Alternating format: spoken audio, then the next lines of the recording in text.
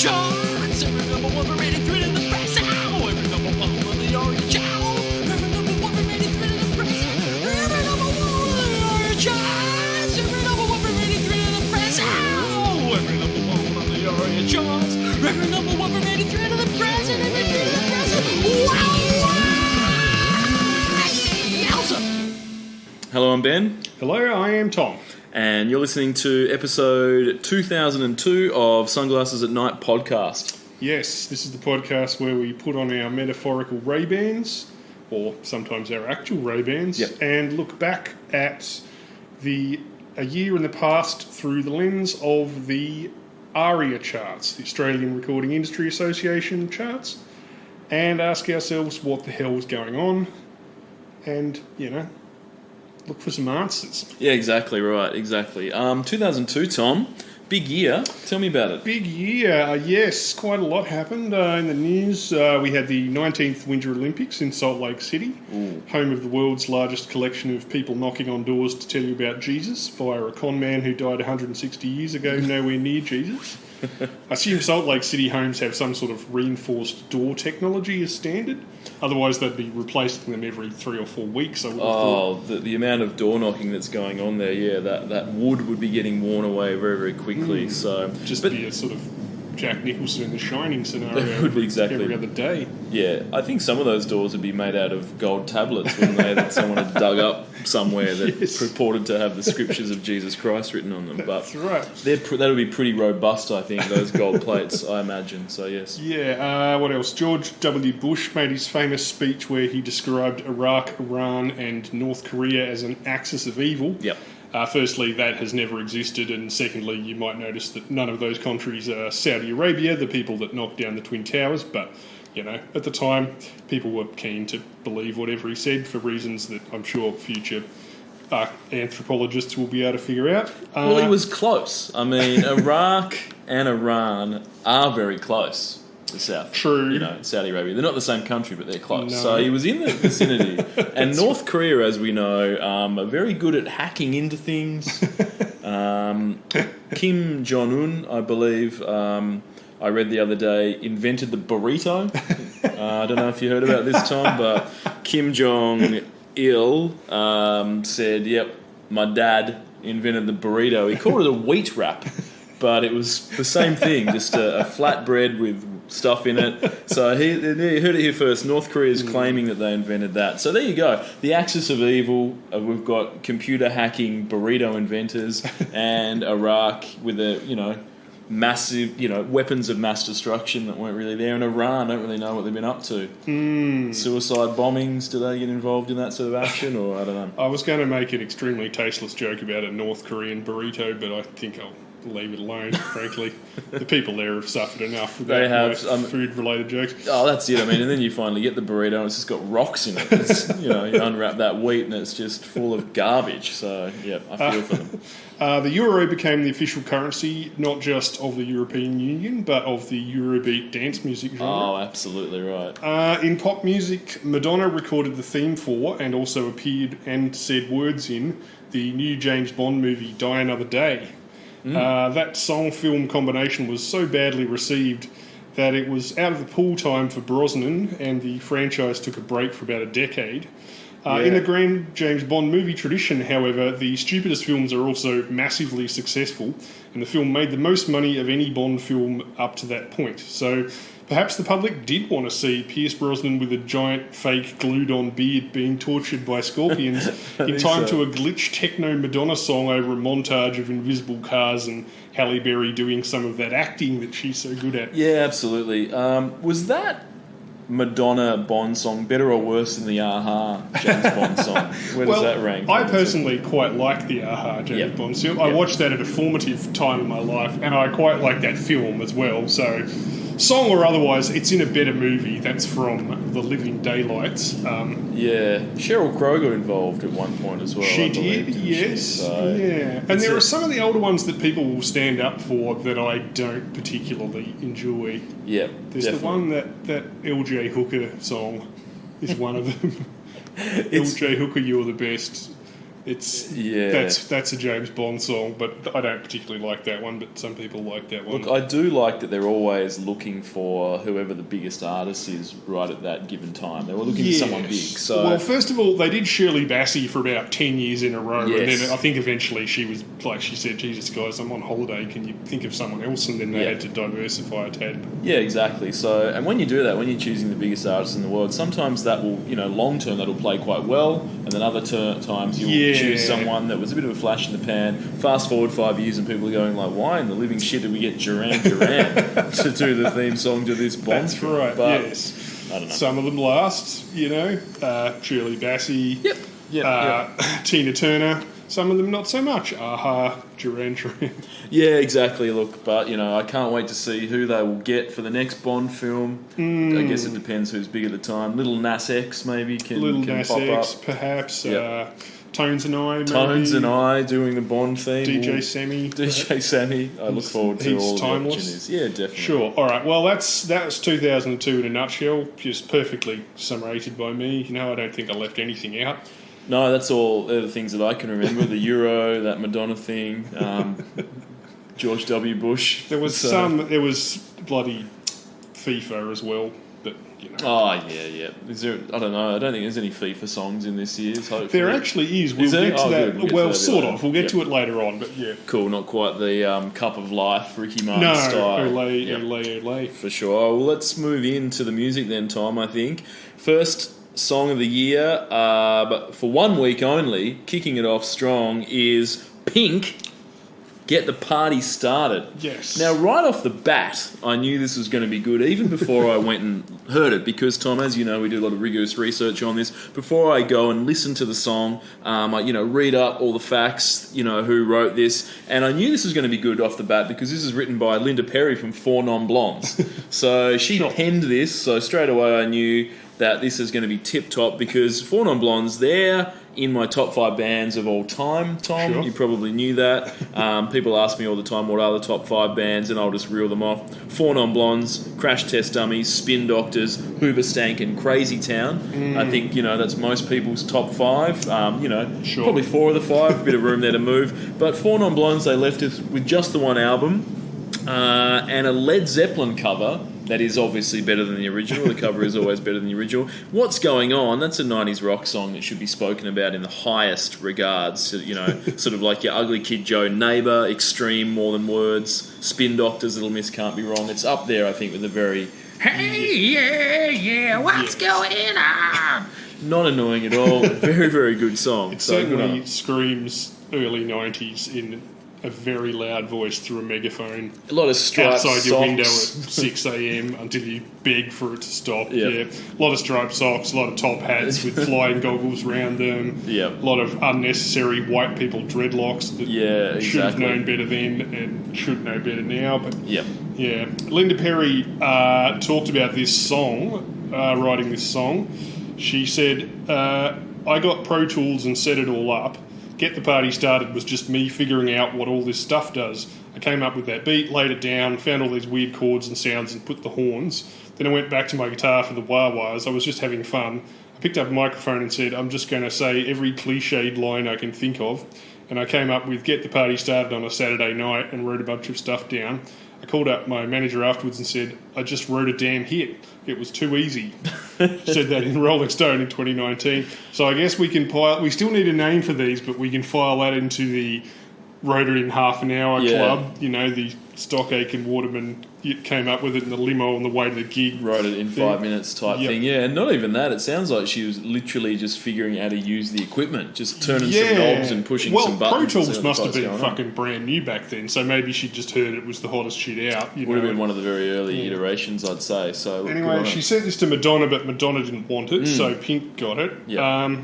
And you can tell that Perry started out in the grunge era because she's obviously not comfortable being thought of as a pop songwriter, despite those being 90% of the songs she's written, if you look at her songography. It's clear from the interview that Perry still thinks of herself as being a sort of dark rock and roll grunge type person. So my question is, how many dubious pop hits can you crank out before you have to officially stop thinking of yourself as a rock and roll star? Yeah, it's a fair question. If you've written one rock song and 47 pop songs, then you're definitely just in the pop production. That's sort of right. thing, so. And also, why, if you're that rich and you've done that much, had that much success, why get self-conscious about writing songs for boy bands? Like, you know, Yep. you're listed on Wikipedia. Everyone knows which songs you wrote. Why not just go lean into it and go, I don't give a fuck, I've got millions of dollars. Suck my dick. Yeah, true. Playing a grunge band on the weekend with a bunch of people who, you Yep. know, don't care. Yeah, definitely. It does seem weird that she would care, because obviously she wants to say that she's grunge at heart, because that sort of gives her some street cred, I guess. Yeah, So it's like, it's that Generation X thing of that, like we talked about before, that idea of selling out and stuff like that. That Yeah. somehow, if you write songs for other people and they're not the stuff you would like to play, then that's a failure of some sort, you know. Yep. Whereas nowadays, people would be fucking grateful to have one song like this, like, you know, Oh, you could exactly. build a career out of writing a song for Pink by accident. Yep. So look, good on her. She's done well post Four Non Blondes. I am hoping that Four Yeah. Non Blondes do reunite at some stage for What's that. your belated- favourite Four Non Blondes hit that's not What's Going On, Ben? Oh, definitely that Led Zeppelin cover. Which was Was it Misty Mountain Hop? It I was. believe Good call. So, I had that album. That was off Encomium. That was, Yeah, that's yeah. quite a fun little cover, Absolutely actually. right. Better than the original as well, dare I say. So, Tom, can you answer me this? When did Pink start stylising her name P and then an exclamation point NK? Has she always done that? I wasn't able to tell. Yep. At first, when I first saw it written down, I thought, oh, I think she stopped doing that later on. But then, racking my brains, I wasn't 100% sure, man. You've Yeah. got me. I mean, it is pretty dumb. Oh, it's something a child would do, basically. You know, if a Or a 12-year-old, teenager, if a certainly. teenager did that, that's okay. But she's a grown woman, and the fact that she, well, I'm assuming that she does. Let's assume that she does. If she's still doing that to this day, Tom, she is still doing that today. It's a disgrace. Yeah, you know? that's some Bewitched level B asterisk. Which Yeah, and her real name's not Pink anyway. Just start performing under your real name, I Next think. you'll be sort of. telling me that's not her real hair colour, Ben. No, I don't know whether it is. Look, Well, speaking of looking fucking stupid, Yeah. the look of this video is about as millennial as it's possible to get. Most of it takes place sped up as a house full of girls get ready to go out. Mm-hmm. So, of course, there's a wacky outfit montage before Pink Good. decides on her super cool going out gear, Yeah. which is 2 pounds of gel to create Bart Simpson spike hair, long-sleeved orange mesh midriff top, good. wash day bra, black fingernails, lots and lots of ethnically and indeed ethically questionable chunky TLC jewellery, Calvin Klein boxes under jeans that hang below your ass, and basically she looks like Alana from Broad City except 20 years earlier, and not joking. It's not a great look. I mean, she changes it up through the show, but none of the things really are an improvement, especially not those fucking... Do you remember those giant Stone Gossard from Pearl Jam style Yep. weird caps that people Yeah. used to wear? Like you took a flat cap off some old British guy and then stuffed like a teddy bear into Yeah. it and balanced it on your head. I don't know what the fuck that was about. She pulls that off. Apparently well. they were oh shit. Not only that, but this is 2002. This Yep. stuff is well late 90s, so it's not even. This isn't even really. It's like 5 years late as It well. is 5 years late, yeah. Yeah. But in some ways, 20 years early, I think, as well. So I look forward to seeing that. Oh, it's all coming back. Yeah, very, it's very all soon. coming back. Yeah. Look, this song won the award for Favourite Song at the Kids' Choice Awards of 2002. Is there any higher accolade than winning an award decided by children, Tom? Because they are the most discerning of listeners, and might I also add, I believe that children are the future. So It doesn't get said enough. Though, No, man. I I'm don't glad. think it I'm does. glad you're willing to point that out. Yeah, so I don't know what's on Pink's mantelpiece. There's probably a Grammy on there. I don't know. I've not done the research, but I'm sure she looks at that People's Choice Award. She looks at that Grammy. She looks at all that stuff and says, "No, thank you." Favourite song of the Kids' Choice Awards is what I'm most proud of. 'Cause, I'm sure she's got 8-year-olds a- going, "I love this song," is what you want to hear. I'm sure she's got a framed photograph of the time she got slimed on the Nickelodeon No Best doubt. Song of the Year awards. Yeah, probably when receiving the award for. Yeah, I think that you get a surfboard, don't you? I think if you win On one the of other those. hand, I'm not sure if you watched the MTV Music Awards recently, but the line between the MTV Music Awards and the Kids' Choice Awards is getting very fucking thin. Gossamer fine line, I would say. So really, let's face it, they're the same people downloading the Spotify. So no doubt, absolutely. Look, as you mentioned, the music video for this, she's got a weird outfit, but it's also it's a veritable who's who of the industry. So there's a few faces. Pink's in there, obviously. The bartender in the music video is Linda Perry from Four Non Blondes, as we've discussed, who wrote this song. The end of the video features Pink dancing with future Mr. Britney Spears K-Fed. No shit, is that who that was? K-Fed is in there, keeping it real. Talk about talent. Remember, this is a man who wrote the lyrics, I want to see your titties and a little bit of kitty.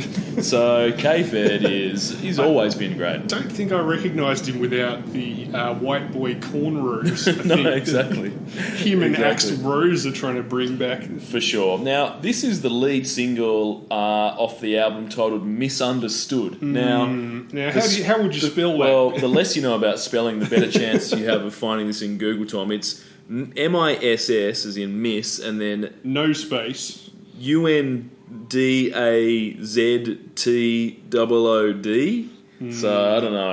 I'm not a big fan of this misspelling bullshit. I've never liked it. No, again, it's kind of a late 90s thing as well. I think it's clear from this title that she was still partly being branded as a bit too close to a one-woman white TLC for my liking, as in her previous stuff.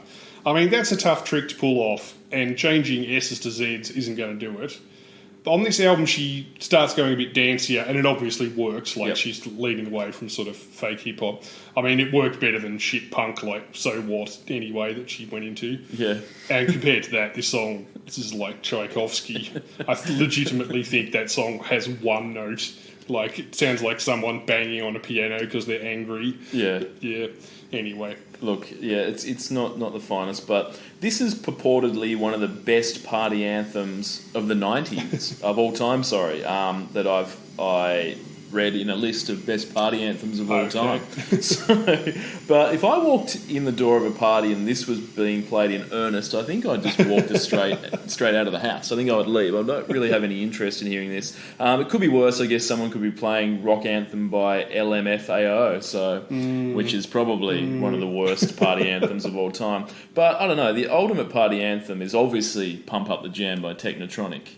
Sure. I would say, followed by Spin That Wheel by High Tech 3. Oh, I haven't heard that for a long time. And then, of course, AB Logic, The Hitman. So I think they're very... I don't know, what do you think? Do you have an ultimate party anthem, Tom? Because it's not this. It's not this Pink song. I'm familiar with those lists, and they do end up being as vanilla and generic as possible. I bet you $100 that number one on that list was either Love Shack or D-Light Grooves in the Heart, which I like both of, but are very, very, very obvious choices. Oh, indeed. But yeah, I actually don't hate this.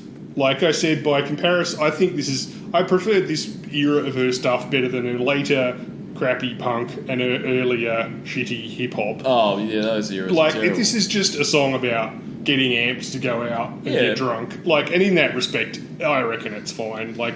In fact, I think it might possibly be my favourite Pink song, which is a high bar to clear. Just kidding, it's about as high as the level of sexual assault training received by conservative Australian politicians.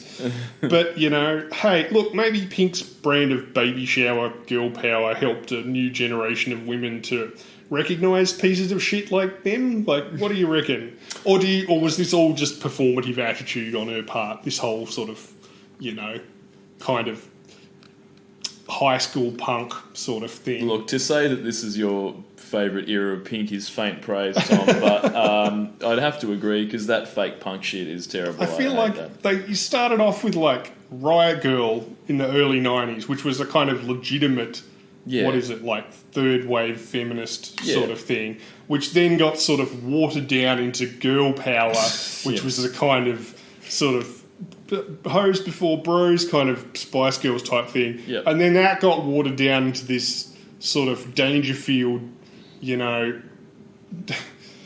fucking pink and black, half goth, emo sort of piss weak punk thing, about Yeah, as we'll see later on. Oh, look, this I don't isn't know. Bikini I'm Kill. not sure. Let's put it that way. This is terrible. So, what are the lyrical highlights that Well, Linda penned in 15 minutes? yes, Reportedly. as you say. Yeah. Pumping up the volume, breaking down to the beat, cruising through the west side, we'll be checking the scene.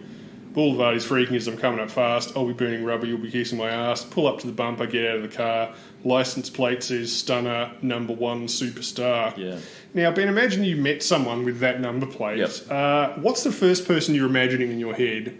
That has a stunner number one superstar as a license plate. What do they look like? Oh, look, I imagine that it's like a off-brand Paris Hilton, maybe Nikki Hilton. I don't know. I'm not sure.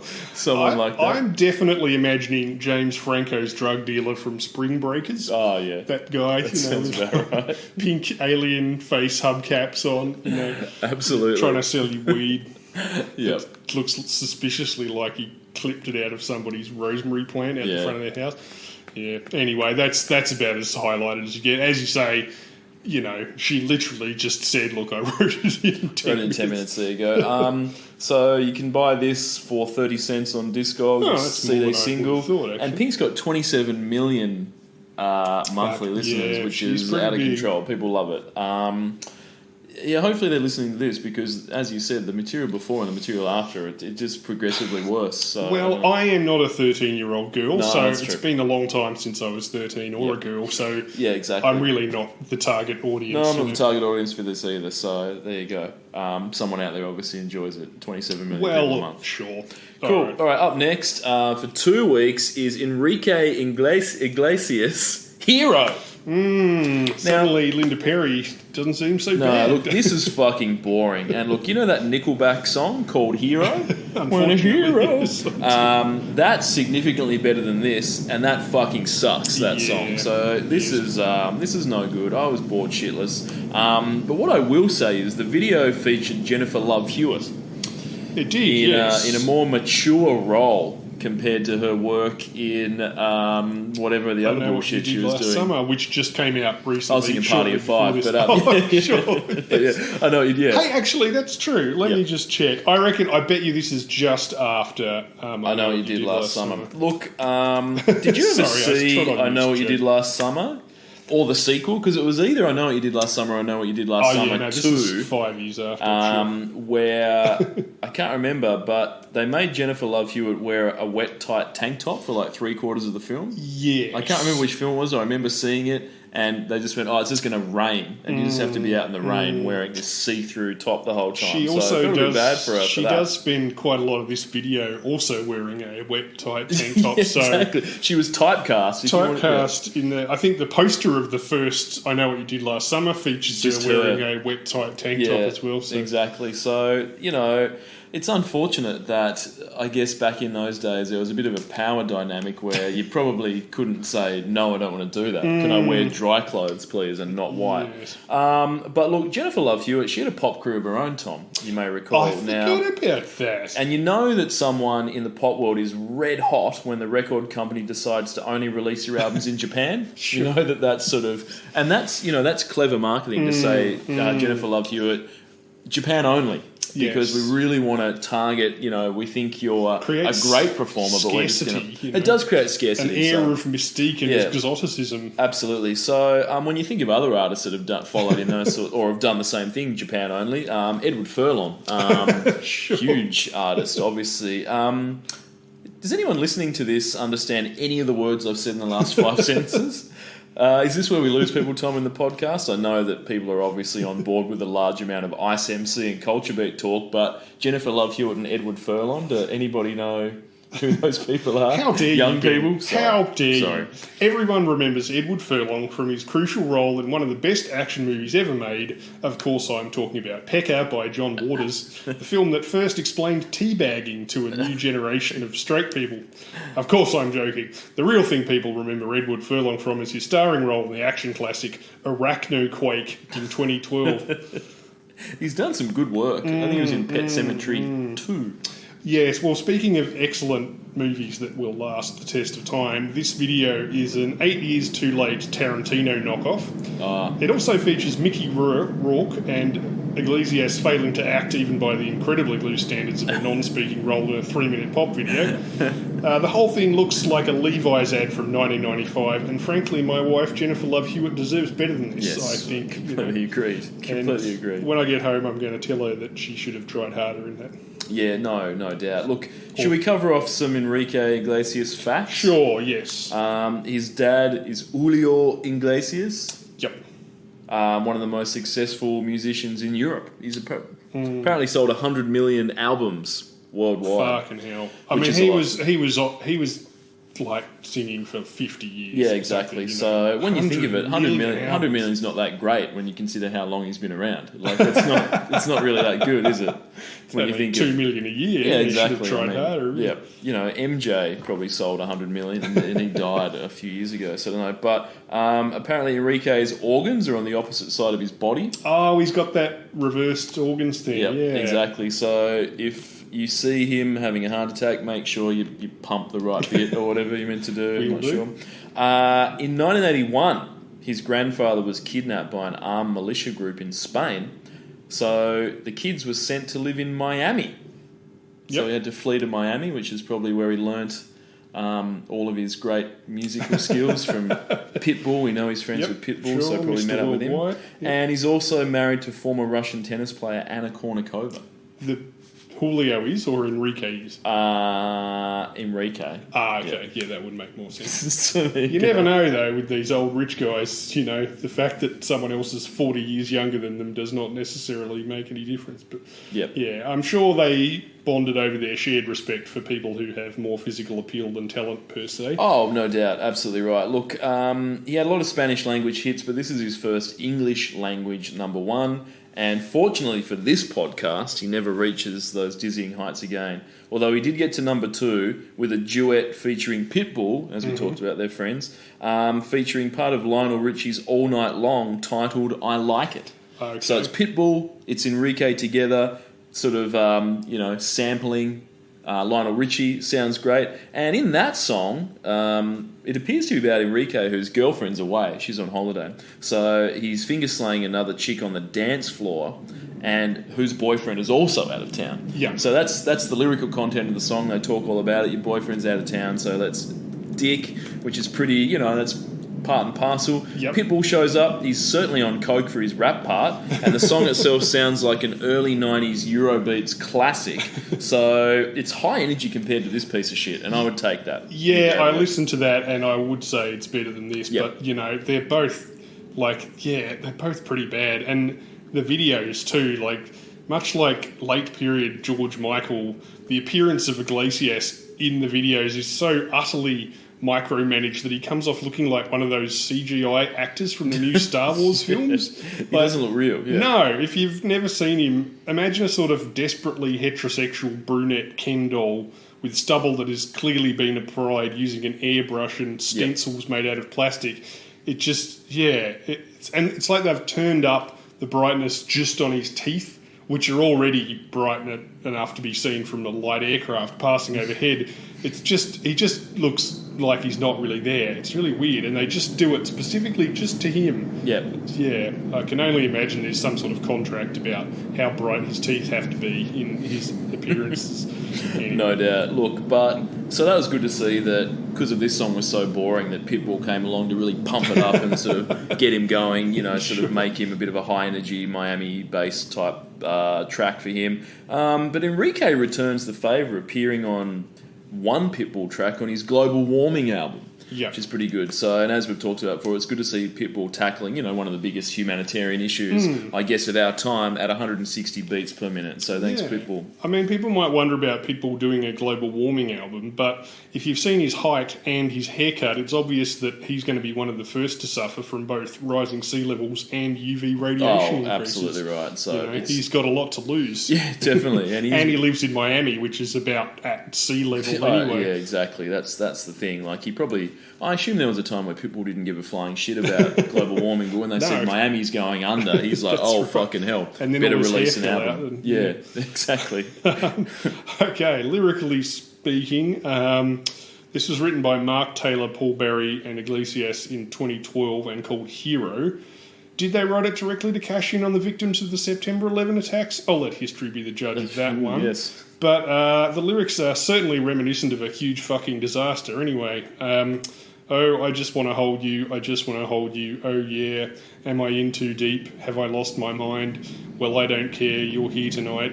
I can be your hero, baby. I can kiss the pain away, oh yeah. I will stand by you forever. You can take my breath away. Yep. Can you kiss away the pain of listening to this song, Enrique? Because we obviously need to make out probably the only convincing thing he manages to do in this entire song video process is pash on with fucking Jennifer Love Hewitt, which is probably not something that really requires a lot of acting chops. No, exactly. Anyway. Look, you can't kiss away the pain of this song, Tom. I didn't even think his voice was that amazing. Like, his dad had a legitimately good voice. I don't know. Maybe I'm missing something. No, I think that Maybe he it's was just able the stubble. I don't know. I think probably he was able to get into the industry based on nepotism, perhaps. And it turns out that, look, he's not a bad-looking guy, but his music's dog shit. So, look, I think that's sort of good enough for Anna Kournikova to jump on board, so it's all right. Sure. Look, 2 cents you can buy this for. Yep. 17 million people, that's a lot of fucking people. It But, is. look, Spanish language, songs as well, so he's a That's broad appeal. 83 million people less than his dad sold albums. So, Yeah, you know. yeah, exactly. Cool. All right, moving on. Next is Kylie Minogue, In Your Eyes for 1 week. Now, fuck, Kylie could do no wrong in the eyes of the general public at the start of the millennium. In the last few weeks, she's had a lot of number ones. They've been 3, coming thick and fast. yes. Yep, absolutely. This is a bit of a new disco hit. Yep, another one. Second single from Fever after Can't Get You Out of My Head. That was another number one, which is a better song, in my opinion, with a more interesting production, which is probably because this was produced and co-written by 3 different people to that song, and most of their experience seems to revolve around B-tier girl and boy bands like Five, Ive, Little Mix, Atomic Kitten, and Spice Girls solo projects, which probably explains the lack of originality and a certain thinness to the sound. Yep. Whereas Can't Get You Out of My Head had big, It's a lot better. international producers. Yeah, I can't remember what the guy's name was, but that was, it just sounds way more interesting. Absolutely. Look, yeah, I agree. This isn't as good as that song, but look, it's still good enough. It's a bit weird this was the second single. I would have put this way down the list. Yeah, Further no down doubt. the list. No doubt. But look, Hey, it was a number one for 1 week anyway, so yeah. Exactly. And look, when you watch the music video to this, it has that sort of vibe that in 2002 they dropped about $8 million on LED lights.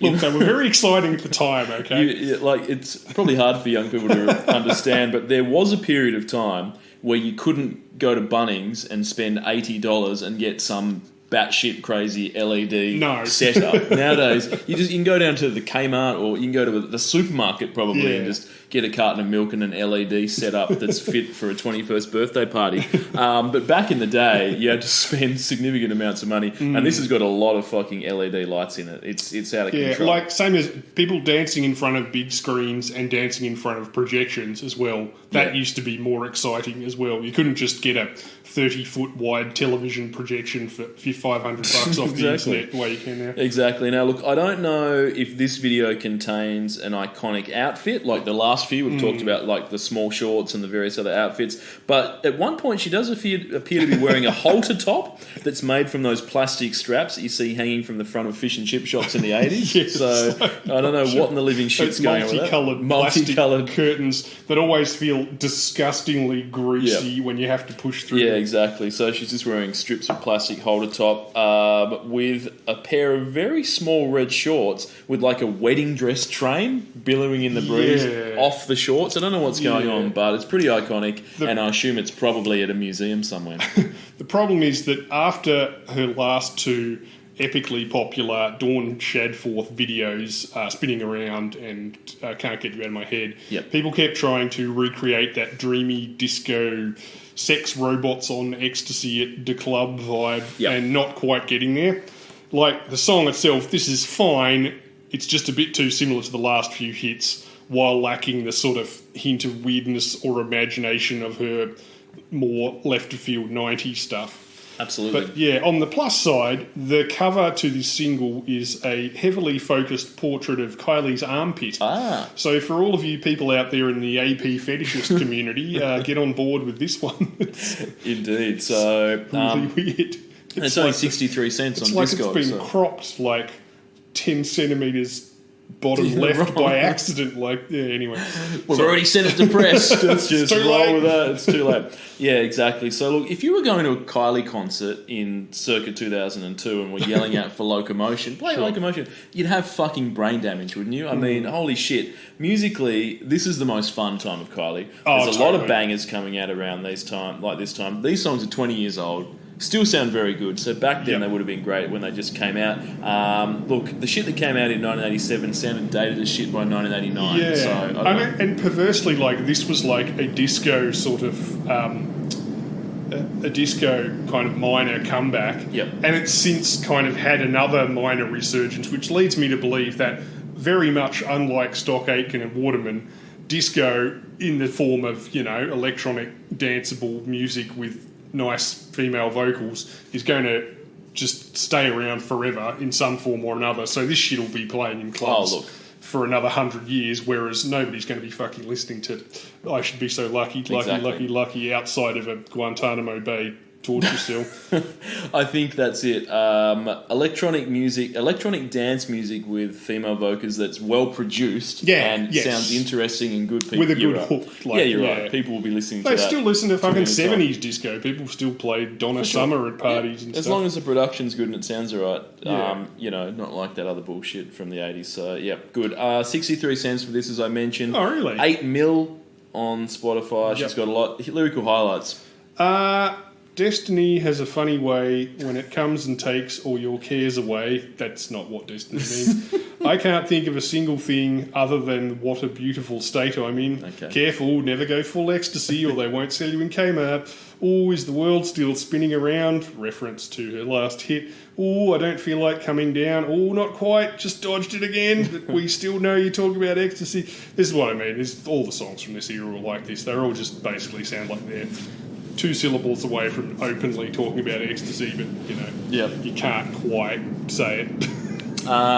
What if you're very subtle, Tom? E's are good, E's are good, Ebenezer good, Yes. E's are good, E's That are was good. never designed for a mainstream audience. The surprise with that is that it ever got played on fucking radio.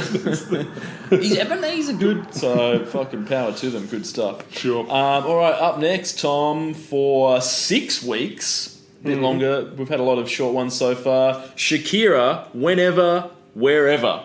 6 Boom. weeks, yes. This so was look, her entree to the Australian scene. Absolutely This right. introduced people to her for sure, yeah. over So, here anyway. indeed, Shakira was a child performer who managed to navigate the difficult path of whatever that entails and have a successful adult career, which is not easy. So child performer back when she was doing Spanish language albums. Yep. So she released her first album when she was 13 and it sold 1,200 copies. So no one really gave a fuck, but it gave her a start and story of persistence because in the 2nd grade she was rejected for the school choir because her vibrato was too strong. And the music teacher told her that she sounded like, quote, a goat, end quote. So, I mean, Christ almighty, I can only imagine the Me Too shit that she would have gone through. Yep. At least she had the sense to marry a guy that wasn't her manager and then dump him for a hot toy boy later on. And also, I mean, you hate to say it, but there is a certain goat-like quality to her voice. oh yeah, no doubt. I'm sure if she looked like a goat but sang like Pavarotti, she still definitely would have sold 80 million albums, though. I trust the fundamental decency of human beings to look past that. But I sort of think that, you imagine Shakira, she just wants to be in the school choir. She gets rejected because she sounds like a goat. And then she's teased, oh, look at old goaty goat Shakira. She has to, live through that for a whole high school days. Oh, look at that Shakira. She can't sing. She sounds like a fucking goat. People laughing at her, teasing her. And then vengeance, though, Tom, is a dish best served cold. And I gathered by 2002 she would have been tracking down that music teacher on MySpace, sending her a DM and saying, fuck up, cunt. I have a #1 song. I'm famous absolutely everywhere. You can go eat a dick, I think, because, or maybe it was the teasing from the school kids that gave her that little bit of extra oomph to to power through. So if it wasn't for the goat comment, maybe she wouldn't have persisted with music. I don't really know. There's a certain personality type that actually responds to challenges, Yep. setbacks, and I admire those people. Yeah. I'm not a big fan of their music particularly, but the Dresden Dolls did a song which was about the same thing. The song was about being told by her music teacher that her voice was not good enough to sing in a band. Yeah. And it was just basically saying, well, what about this then? I'm in a band and this is on the radio. And so, For sure. Look, and the thing is, a good voice has never been any sort of obstacle, lack of good voice, should I say. Not for pop charts, no. Exactly right. And if you just coincidentally happen to look like Shakira as well. It certainly helps. It certainly helps. Look, so Gloria Estefan helped her learn English, if you can believe that. Yeah, she was an earlier crossover dance Latino. Yep, exactly. Star. So helped her learn English. 2001, she released her 6th album and first English language one. So she'd pumped out 5 Spanish language albums before this. Laundry Service, she'd released a dozen Spanish hit singles. This went to number 1 in loads of countries. And in 2006, to honour her, her hometown built a 6-ton, 5-metre Shakira statue. Now, is that going over the top? 5 metres? Or is that sort of bigger? That's the right size for a Shakira statue. I don't That's know. a big fucking statue. The Kylie Minogue one that used to be at the Docklands, it's in a shed somewhere now. Why did they take they it took it away? away for some reason. They'll put it back, I guess. I don't know. They're probably cleaning or something. It's in a shed. That was Kylie size. Yeah, the Bon size. Scott one in Fremantle was Bon Scott size, they were both about the same height, e.g. just nudging 4 foot. Exactly. Life 5 size. metres tall. How big is that Jesus statue in Brazil, Tom? How big are they? He was purportedly the son of God. In South America, they just like their figures very large. They do. So, because that's the thing. Let's imagine that the world ends next year. Let's hope it doesn't, but it might do. And then some people, centuries later come out and then they get down to South America and they're like, here's this Jesus figure and here's this Shakira figure. Yeah. Who was the bigger? To be fair, it says 6 tons. Yep. It doesn't say 6 tons of what. It doesn't have to be bronze. It could be 6 tons of loose rubble. Have you seen some contemporary sculpture?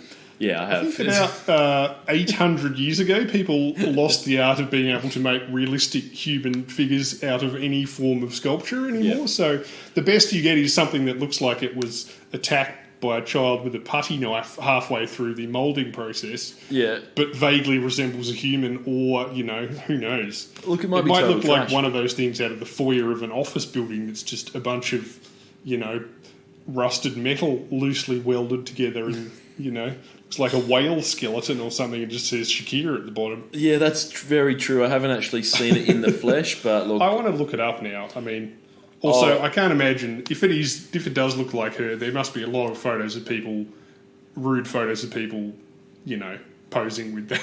Oh, it's 5 metres tall, yeah, exactly. Look, when we can fly again, Tom, I'll be heading straight down to South America and checking this out. So. Guarantee you, somewhere on the internet, there is a entire community which has a very specific name and a whole bunch of jargon, which is sexual fetishists of men who fantasize about being very small with a very large woman that can pick them up and put them in their handbag. And I think a lot of them are probably booking flights over to that statue so they can, indulge themselves with some creative photography in the middle of the night, probably. No doubt. That's my guess. Probably. Anyway, moving on from that. Sorry. So have you got something, Tom? Or? I was going to say that because this album was created for the English language market, it was her first English language one, as you said. Yep. The rock and Spanish dance influenced album had mixed critical success, with some critics... it had commercial success, but critical success was a bit mixed. Some critics claimed that her English skills were too weak for her to write songs for it. Yep. Elizabeth Mendez-Berry in Vibe said, "While a Spanish language album sparkled with elegant wordplay, this record is rife with cliches both musically and lyrically. For Anglophone Latin lovers, Shakira's lyrics are best left to the imagination." Despite this fact, the album became the best-selling album in 2002, selling more than 13 million copies worldwide, and became the most successful album of her career to date. The album earned her the title as the biggest Latin female crossover artist in the world, and she sold 80 million albums in total, which is getting towards fucking Julio Iglesias territory. Pity about the lyrics, though, because like they say, yeah, she's also rumoured to have a very high IQ, a real Ben Shapiro, if you will. So it would be good to hear these songs with a bit of wit in their original language instead of that sort of ESL magic that we've come to become accustomed to, you know? Oh, yeah, exactly right. Exactly. Look, lucky that I was going to mention it later, Tom, but I can bring it up now. This does feature the timeless lyrics. Lucky that my lips not only mumble, they spill kisses like a fountain. Lucky that my breasts are small and humble, so you don't confuse them with mountains. Yeah, I mean, that might be some clever, like, elegant play on words in Spanish, like, with, like, puns woven through it or something, you know, and in English it just sounds really weird. Like, people were joking about that even at the time. My lips don't mumble, my breasts are small and humble. Don't be confused with mountains. Yeah. Yeah, that's good. Anyway, I prefer that over whatever. Hey, it's more interesting than bloody Enrique Iglesias yeah. crapping on about love. Exactly. Look, but I think the thing about Shakira is that she was a child star, but also she never sort of forgot where she came from. She was, as she mentioned, she's humble. Her breasts are, and herself, both are humble. And when she was a child, her father took her to a local park to see the orphans who lived there. Yeah. And the image stayed with her, and she said to herself, one day I'm going to help these kids when I become a famous artist. So, and she did that. According to the Panama Papers, it was revealed that she's the sole shareholder of a Malta-based company which was used to transfer $30 million in music rights offshore. And in July 2021, a Spanish judge ruled that there was evidence of criminality sufficient for Shakira to be brought on trial to face tax fraud. So, and look, the best way I've always found to help orphans, Tom, and the underprivileged in general, is certainly to stash your wealth in an offshore tax haven to avoid having to pay any income tax. And then sort of talk loudly about how, isn't it a shame that we don't have money to help the poor and underprivileged? Well, the government don't because, you're not paying any tax on that. That's true, yes. Look, so I don't know what's happened with that trial, but let's hope she doesn't go to prison. I would hate to see her go to prison for tax avoidance, Wesley Snipes style. So yeah, I mean, it's a tough one because she's not white, but she's not black. Yep. She's rich, but she's female. You know, it could go either way. Like, could go either way, exactly. if she was a disgusting, corpulent 80-year-old white man who'd never done a day's work in her life, obviously I would assume she would be fine. Yep. But yeah, if you're a woman, be touch and go. Yeah, wait and see. I'm not really sure what's going to happen there, but look, just... She must have a fuck ton of money, though. Oh, yeah, I I'd mean, say Jesus, so. 80 million albums, like, Yep. yeah. Well, wow, I think, as the allegations show that, I think if you're transferring $30 million offshore to avoid paying tax on it, then Yes. obviously you've got $30 million to begin with. So. That's right, and presumably some other millions that you did pay nominal tax on or something. Exactly right. So, look, so a little bit of a hiccup there. And also, in 2018, she sold some swastika merch, which didn't really go down too well. But look, her touring company had to apologise when people pointed out that her necklace featured the black sun or sun wheel design, which is very heavy on the swastika. So I guess either she didn't realise that the swastika was bad, or she was trying to attract that neo-Nazi audience. I don't really know which one it was, but anyway, they had to back down on selling that. Is it a good idea to put a swastika on your merch? Yeah, probably not, No. even if you're in Ace of Base. No. I mean, I get what you're saying. It is hard to feel a lot of sympathy for anyone who appears in any kind of whistleblower documents about financial crimes. Yep.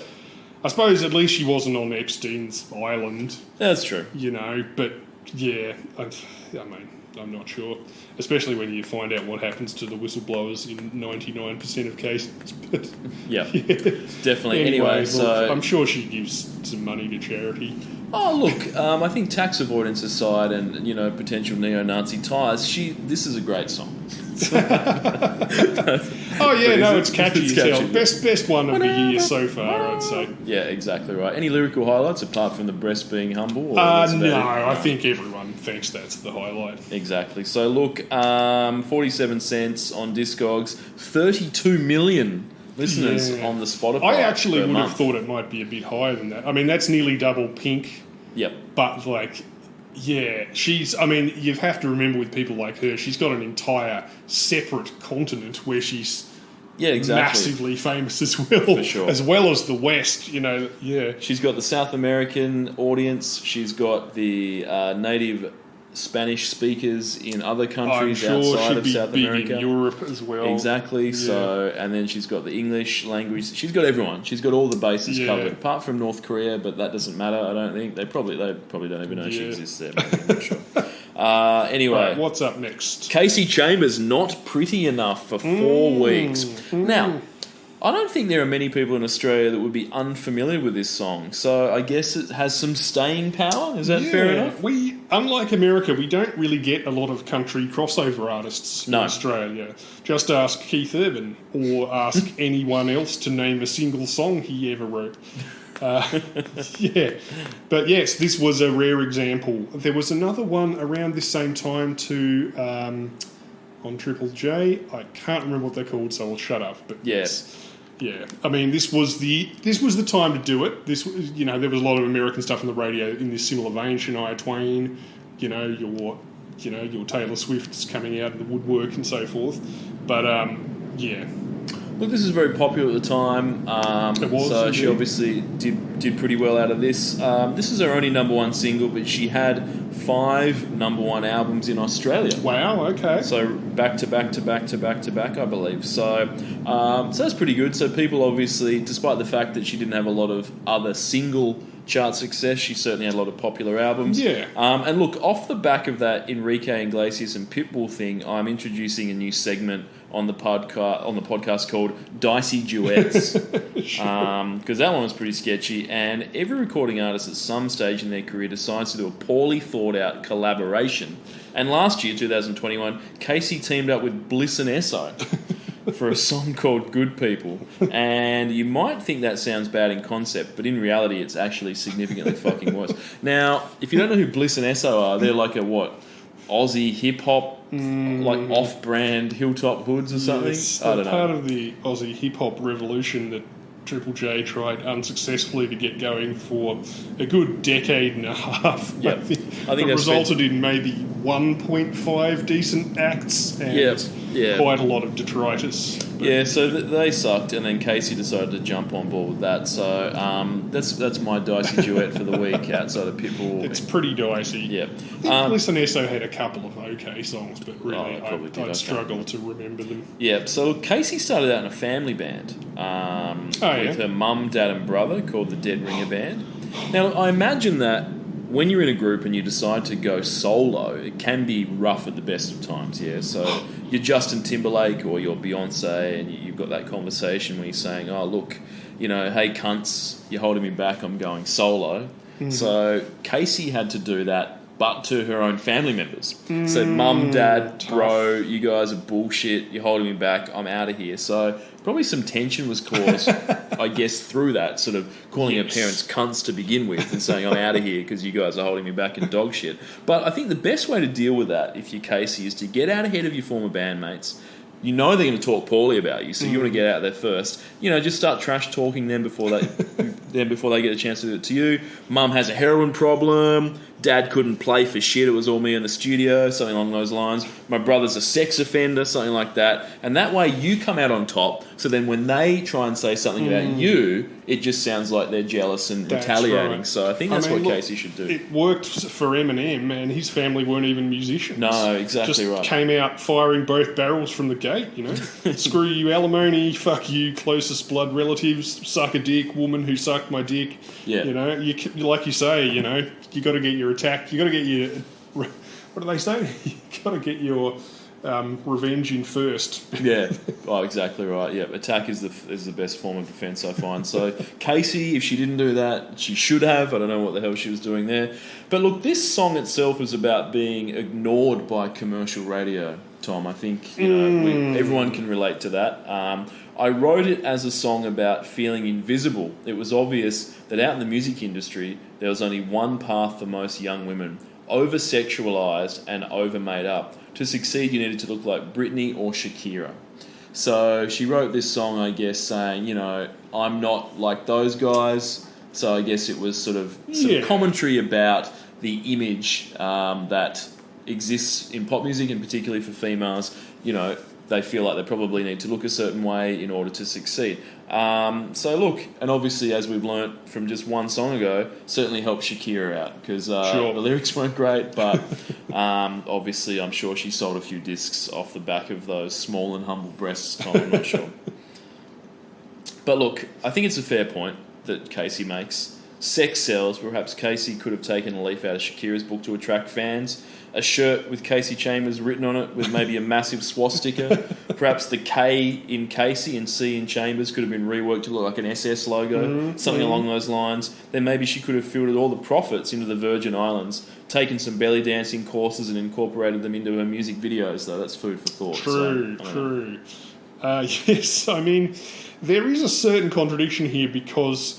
possibly not due to her, possibly due to record company stuff, but on the cover of the album this came from, Barricades and Brick Walls, Casey is heavily styled to look like Shania Twain, who was also definitely massive at this point and definitely a sex symbol at this time, although more in the Casey Chambers bracket than the Britney midriff Pepsi commercial area. But I'm not sure if you've seen it, but it's a sort of black and white photo of her leaning on the steering wheel of a car wearing what appears to be a jacket, a sort of leopard print jacket kind of thing. It's very Shania Twain, but that might have been the stylist and the record company doing Fair it. enough. Lyrics. Lyrically, written all by her, so good work on that score. Am I not pretty enough? Is my heart too broken? Do I cry too much? Am I too outspoken? Don't I make you laugh? Should I try it harder? Why do you see right through me? Now, there's two ways to take this. Either this is a straightforward complaint about not being good enough for radio for some hot guy, etc. Or it's cleverer than that, and she's actually attacking her own self-pity and self-loathing by showing how it's tempting for a desperate person to use against other people for emotional blackmail, even if they both know it's happening, like when you're breaking up with someone, for instance. What do you reckon? Do you reckon it works at that level, or is it just about they won't play me on the radio because I'm wearing too many clothes? Oh, it's definitely the first one, Tom, that they just won't play on the radio because she doesn't look like Shakira. Well, she did say that several times, so... Yeah, it's definitely that. Look, the answer's simple. Belly dancing. It is that fucking simple, Tom. Well, hips don't lie, Ben. Hips do not lie. Neither do bellies, I Exactly. suppose. So I think if Casey, instead of fucking complaining about not being pretty enough, just get the belly out, do a bit of a wiggle on the belly dancing action. Would it, go to your local library. There'll be a notice board out the front. Somewhere up there is a notice board message written in pink biro that says belly dancing classes. Call Sharon on this number. And there'll be a row of tags. Only one of them will have been ripped off. So rip off one of the other ones, take that class, and off you go. If Sharon's charging $50 for the belly dancing lessons and you think that's too much, just rip off one of the ones on the notice next to it, which will be models wanted, $200. Just rip that one off. And trust me, you are pretty enough for them. Go do the modelling for $200, and then you get four belly dancing lessons, and from there you're going just from strength to strength. By the way, if you do go to Sharon's, make sure you're not allergic to cats because she's got 7 of them. She does, absolutely. So, but it's all part of the experience. So, look, that's what I'd advise for Casey. So, look, 250,000 listeners on Spotify. It's at the lower end of things, but she is probably someone that probably hasn't had an international reach, for Australia. But, look, that's pretty good, 250. $2 for this, so this is going to set you back a gold coin, which is more than the ones we've had thus far. This probably was printed at a tiny percentage of the other ones. Exactly right, exactly. So that's Casey, not pretty enough. Up next for 4 weeks, DJ Utsi, Hey Baby. Is it DJ Otzi or DJ Utsi? I couldn't possibly Hey Baby less bracket without special industrial tools. Yeah. Now this is fucking trash. Oh my God. It's Eurodance, and you know my love for Eurodance. Don't tar Eurodance with this brush, motherfucker. I use that term loosely. It's a cover of the 1962 song Hey Baby, ooh. I wanna know. It's that. I'd never heard with that song some before this. Real low budget 140 BPMs put underneath. Now, DJ Utzi's out of Austria, which should surprise no one. That this trash comes out of Europe. Yeah, They love that no. sort of shit. So look, it's this guy's fucking garbage. He never hit number one again in Australia. This was his only number one hit here. But he did have another number one hit in Germany with a Euro dance version of a kid's playground chant, Tom. Pizza Hut, Kentucky Fried Chicken and a Pizza Hut, Kentucky Fried Chicken and a Pizza Hut, McDonald's, Kentucky Fried Chicken and a Pizza Hut. KFC, more like JFC. What's next? Milk lemonade? That would actually be better. Hey, DJ Otzi, fuck you, you fucking hack, and fuck you for making this played at every shit nightclub by idiots for a decade. Yep. Christ, I hate this fucking song. Oh my god, this is terrible. It's so fucking bad. Look, it is awful. But if someone came to me and said, you know that shit, you know that thing that we used to do when we were 6 in the playground, Pizza Hut, Kentucky Fried Chicken and a Pizza Hut. I'm gonna put some like 140 to 160 BPMs underneath that and just release that as a single.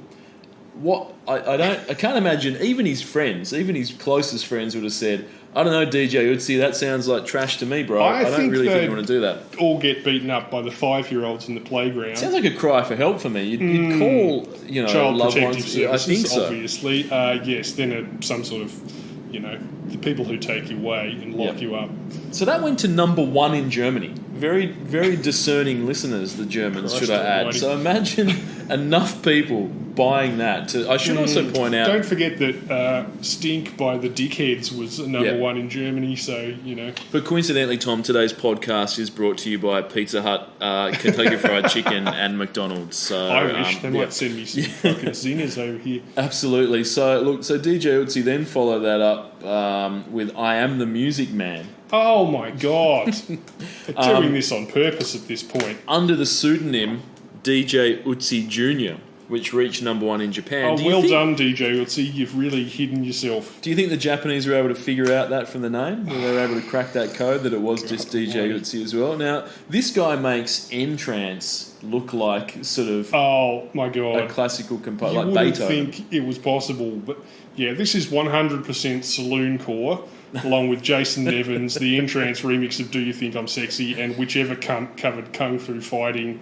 in 1998. Yep. They all need to get Kung Fu kicked off a fucking tower block, as far as I'm concerned. Oh, straight into a volcano, Tom. Oh my god. Should I explain what the Saloon is again? Imagine a nightclub called The Saloon where they would play this turd 3 times a night, 5 days a week, and that's what I'm talking about. Yeah, look, this is one of the worst songs, I think, in the podcast so far. Yes, some of the songs we've deliberately covered as amazingly shit during the year-end wrap-up are considerably better than this. I'd listen to that Edelweiss song, I think it had Oh, this yes. song, so. At least that had cans in it. Yeah, exactly. So, look, DJ Utzi, this guy sucks. I hope he's still not performing. He probably is. He's probably doing birthday parties and wine shit, He probably gets Austria. $5,000 a night in Austria. Yeah, he probably does. So, this is no good. Do you reckon... Yeah, this is worse than sort of Nick Skitz doing Run to Paradise, isn't it? Yeah, and also Run to Paradise is a better song. Yeah, that's true. And also Nick Skitz is a better DJ as well. 2 cents for this, and DJ Utzi still has 2 million monthly listeners on Spotify. Is there any lyrics of this? How many? 2 million. Oh, because of that Pizza Hut song. God. He's got there's a lot of shit on that list when you look at it. It's fucked. So, yeah. Lyrical spotlight. Well, this is the original, of course, because he didn't contribute any lyrics. Just in case you forgot, this was written the same year that Marilyn Monroe sung Happy Birthday to President Kennedy. When I saw you walking down the street, I said, that's the kind of girl I'd like to meet. She's so pretty, looks just fine. I'm going to make her mine, all mine. Hey, baby, would you be my girl? Yep. And then I think some cunt goes ooh and ah at some point. I couldn't tell you for sure because by that stage I'd already injected the morphine. Give me some reggae! Give me some reggae! What's that? It's Axel. Oh no. Some sort of alarm is going off. Exactly. Look, I don't need to talk anymore about DJ Ötzi. Don't listen to that on Spotify. I'll put it in the playlist, but in the YouTube one. But stop. Do you have to listen to like 30 seconds of a YouTube video for it to count as a play or something? If so, just turn it off after like 5 seconds or something like that. So that would be ideal. So look. Anyway, so up next, for 1 week, Scott Kane, I'm moving on. Hello.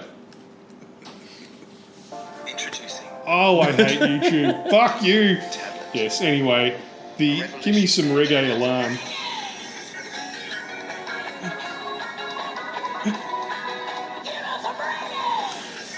Axel's going sick with the Give Me Some Reggae, which is rather confusingly the alarm that goes off when we have contenders from the increasingly disturbingly popular at this stage reality TV music industry, which is really taking off at this point, unfortunately. Scott Kane, I'm moving on. Scott Kane, Pop Stars Season 3. Tom is with us. This time they were after...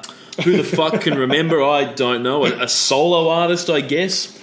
First year was Bardo with the girl group. Next was Scandalous with the boy and girl combo group. And this year must be solo artists. I can't understand after Scandalous what would have made them want to change the formula. I don't know. 7 Kmart checkout clerks awkwardly try to dance. I think they changed the format, Tom, because they'd run out of pleather. The industry, they were dried up, and they went, we need an act that isn't going to wear pleather. So they went with Scott Kane. Now, I'm not exactly sure what this means, Tom, but what it does mean is that Season 3 was the final series of Pop Stars. So they looked at Scott Kane, they got him, and they said, we've achieved perfection. There's nowhere else we can go with the series. It can only go downhill from here, so it's time to wrap it up while we're on top. Scott comes out, releases this song, I'm moving on, and then Pop Stars ceases to exist. On a high. On a very high. But then unfortunately, I think the next year we get like Australian Idol or X Factor or some bullshit. So the train keeps on moving, but under a different name. I was going to put it under music news, and then I realised it doesn't qualify under either word in that sentence. But no. American Idol debuted 2002, so I think Australian Idol followed up with the usual Australian television programmer's sense of originality the year after that. Exactly, yeah. So look, the debut single I'm moving on hit number 1 on the charts, demonstrating yet again that the Australian public were able to pick the very finest in up-and-coming talent, which they did. 3 seasons of Pop Stars, the debut single from each of the 3 artists, Bardo, Scandalous and Scott Kane, straight to number 1. So the Australian public knew a good artist when they saw one. So unlike the forward-thinking Scandalous, which used all the bells and whistles of 2002 audio production technology, I assume that it was probably done in Pro Tools, perhaps, you know, someone from, if it wasn't Linda Perry, someone else from 4 Non-Blondes might have came in and sort of said, hey, I'll show you the Pro Tools, let's get that happening for Scandalous's Me, Myself and I. This sounds like it should have come out in 1972. Like it sounds real shit. And yeah. I think compared to the previous 2 Pop Stars winners, this is definitely more of a actual song. Oh, yeah. As opposed to a very, very low budget, low production value Britney Spears knockoff. Or 5 knockoff or whatever. Which is probably because this was written by Greg Alexander of One Hit Wonders, The New Radicals. His big song was You Get What You Give, a phrase that pretty much summarises his songwriting efforts in relation to this end product. But on the other hand, this song is about 50 times better than Scandalous, mostly because it was clearly written by a musician who is familiar with how backing instruments and production can be used to flatter a performer instead of Dicko, Kyle Sanderlands and a room full of middle managers from Nova FM. Yes. If you don't mind a slight digression, Greg was born in Grosse Pointe, Michigan, United States, raised in a conservative Jehovah's Witness household, won high school Battle of Bands at 14. By 16, he'd signed his first recording contract with A&M after playing demo tapes. He released his debut album, Michigan Rain, in 89 at the age of 19 to little notice. In 1992, he signed to Epic and released an album called Intoxifornication, which consisted largely of re-released songs from his last album and was again ignored. By the mid-90s, he was busking in Central Park. In 97, he formed the New Radicals, who were a revolving door band with no permanent members other than him and long-term collaborator Daniel Brisbois. And they released the album Maybe You've Been Brainwashed 2 in 98, which went on to sell more than 1 million copies, largely off the single You Get What You Give, which was released that autumn and massive hit, got up to number 13 on the ARIAs. Not long after the New Radical's success, Alexander became tired of the constant media attention and exhausting touring schedule. In July 1999, Someday We'll Know was announced as the band's second single. Several days later, he announced that he was disbanding the New Radicals to focus on production work. He said that the fatigue of travelling and getting 3 hours sleep in a different hotel every night to do boring hanging and schmoozing with radio and retail people is definitely not for me. Despite disagreements with MCA, he finally agreed to shoot a video for Someday We'll Know, but the band then defunct, the song got no attention, and the New Radicals went down in history as a one-hit wonder. Now, what is the lesson here, Ben? Is it A, be careful what you wish for? Yep. Is it B, if you're a Generation X person and you are always going to value authenticity over success, a la Linda Perry, then maybe don't go into fucking writing pop music. True. Is it C, some white people are so entitled that they think being a rock star is beneath them? Yeah. Or is it D, you can get 3 record deals off of one hit, sell 1 million records by 27 and it still won't make you happy if you're a little bitch? Yeah. Or is it E, don't spell Greg with 2 Gs? Can it be all of the above, Tom? It can be all of the above, if you like. Also notice that he got signed 3 times. Yeah.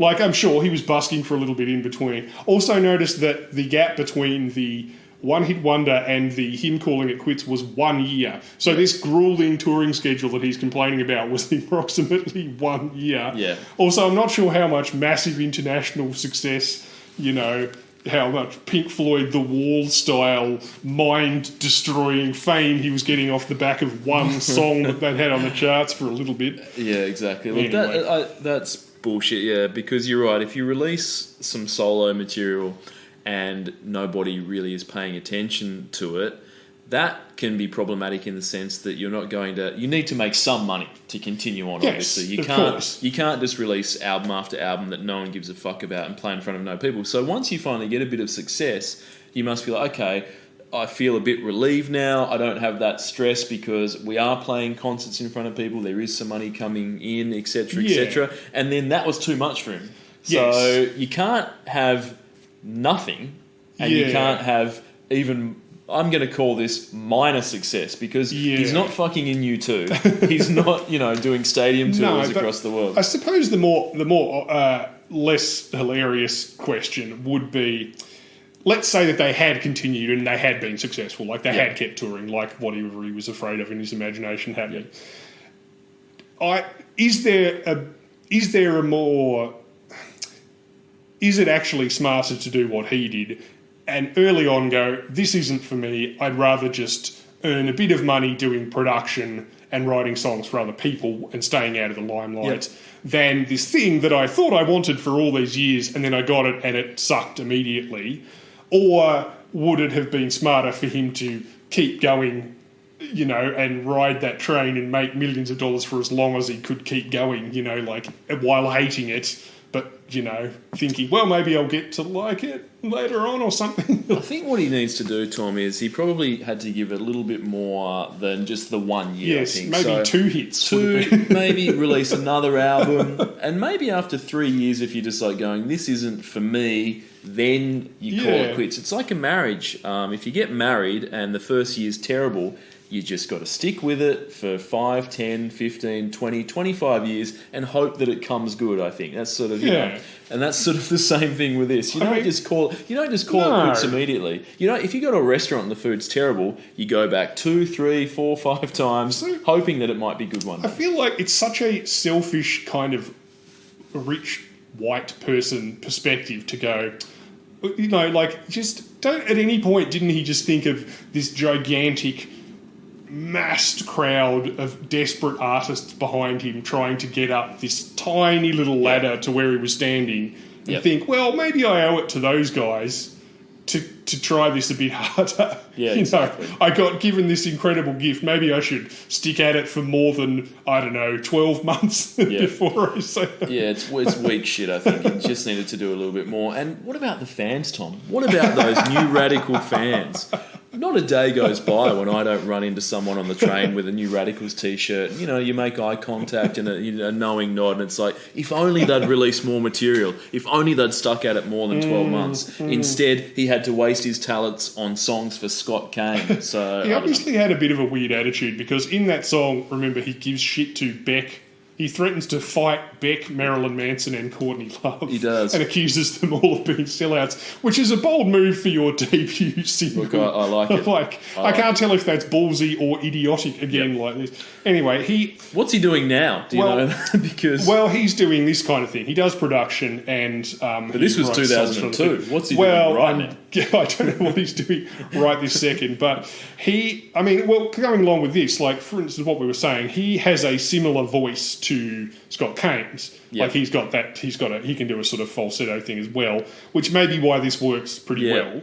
And I mean, even this tail end of a crappy reality show, third year, dwindling success thing, still sold 80,000 copies in Australia, which isn't bad for the former winner of the Hastings Valley Battle of the Bands. Exactly right. But, I mean, if this had been released as a second single on a big American production album, like, this could have been another big hit. Like, it's not a bad song. It really isn't a bad song. Why didn't the New Radicals release this? Yeah, I guess this is they just could have been playing at Rod Laver Arena this year, could. so instead they're not going to be. So look, anyway, yeah, you're right. I don't know. Anyway, look, I don't think that's uncommon though, is it? People that become famous and go, oh shit, this isn't what I wanted at all. But most of the time, you just stick with it because it's better than going to work at cash converters or something like that. Or they get a deal, so they drag it out for 2 more albums that don't sell, but you still get paid for the albums and people remember you a bit more. You have 1.5 hits instead of 1 hit. Exactly. But like I say, there is a weird kind of honesty to just going, nah, this isn't for me, fuck it, I'm out. Yeah. But it was also kind of annoying at the same time. Oh, for sure, yeah. Irritating. Anyway. Oh, look, so we'll get back to Scott Kane. In the music video for this, Scott's tape, he's trying to win the heart of a young lady through a series of kickflips.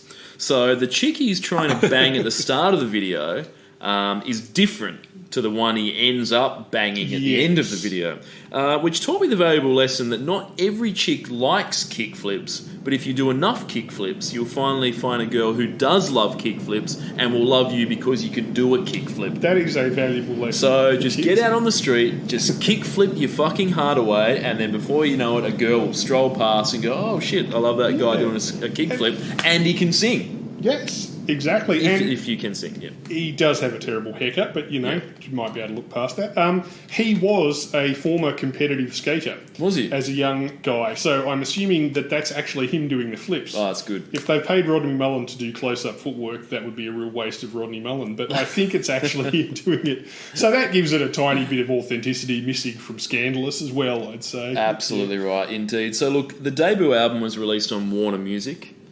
Scott Kane's. Yep. But I assume that after the success of I'm Moving On and the non-album single Oceans in Between, written about the events of 9/11, Tom, and from all reports very powerful, from what I understand, a bidding war for Scott's services must have taken place. And look, we've seen Janet Jackson in recent weeks. She signed that $50 million deal with Virgin. Mm-hmm. Robbie Williams signed a very lucrative deal with EMI worth, I think, somewhere in the realm of £80 million. Yep. 2 of the biggest labels in the music. And I think Scott was also courted for his services, major label bidding war. And he was eventually signed after this bidding war with one of the heavyweights of the music industry, ABC Kids, Tom. So his next album was released on a fucking child's music label that does stuff like The Wiggles and, I don't know, fucking Bananas in Pyjamas songs. So look, very big Scott Kane. He's got that there. The first single off the ABC Kids album was titled Hillary Duff.